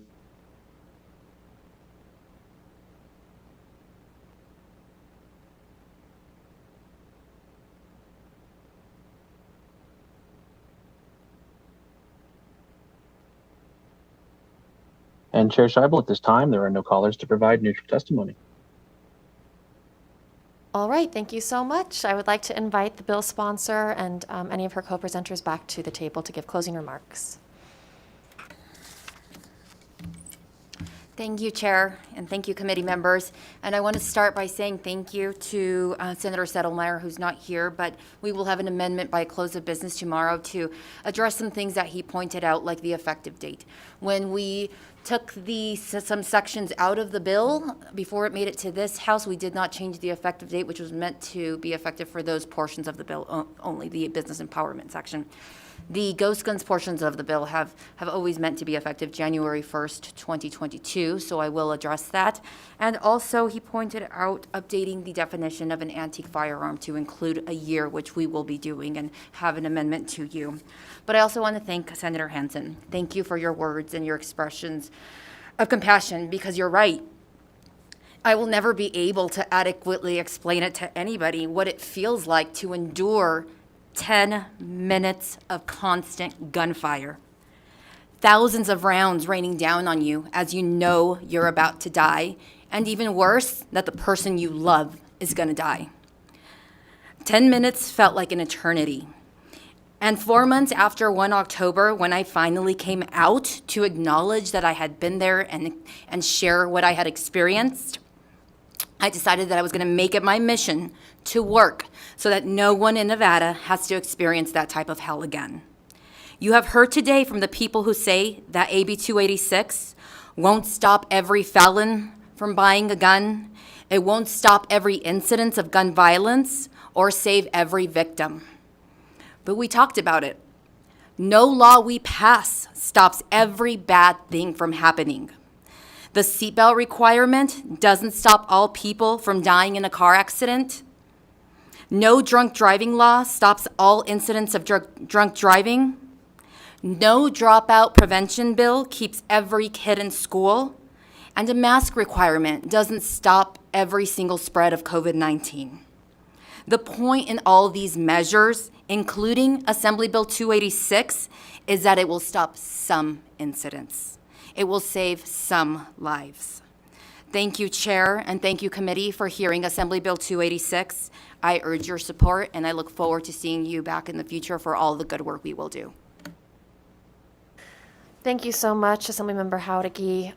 We always appreciate having you here in our committee, and it was a great presentation. And I will now close the hearing on AB 286.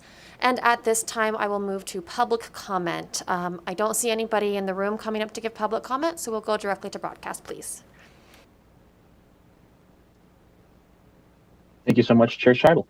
We are currently on public comment this afternoon. If you'd like to provide public comment at this time, please press star 9 now to take your place in the queue. Once again, if you'd like to provide public comment at this time, please press star 9 now to take your place in the queue.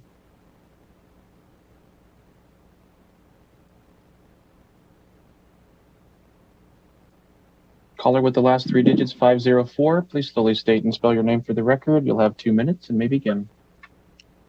My name is Brittany Sheehan, Brittany-Sheehan.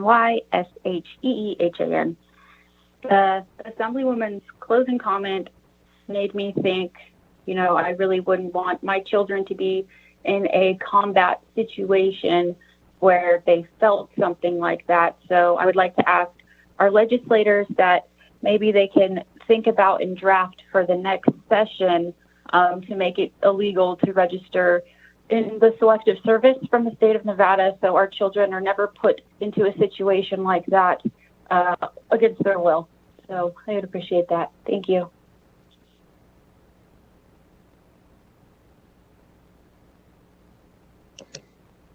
Thank you, caller. And with that, Chair Scheibel, there are no more callers to provide public comment at this time. All right, thank you very much, Mr. Kyle. That brings us to the end of our meeting. I do want to acknowledge everybody again who came in and testified and presented and tell you how much we appreciate it. I also want you guys to know, for those of you who are in the committee room and see that some of our members have departed, we have been here for about 3 hours and we have other committees going on. It is deadline week, so they did each reach out to me and let me know that they just couldn't make the schedule work, but I assure you that they are committed to vetting this issue thoroughly and coming to the right decision. That being said, tomorrow is the first day that we will be meeting at 11 a.m. instead of 1 p.m. And in continuing to try to be as transparent as possible, I am not sure what order we will go in. It's my intention to start with AB 400 before the assembly goes to the floor at 11:30. That could change tomorrow, but as always, please feel free to contact my committee manager or myself if there's an issue with a bill you plan to testify on or a bill you wanted to be in the hearing for and the schedule change has made that impossible, because we will try to work with you. Otherwise, I will see some of you again at 11 a.m. tomorrow and the rest of you at another time. With that, we are adjourned.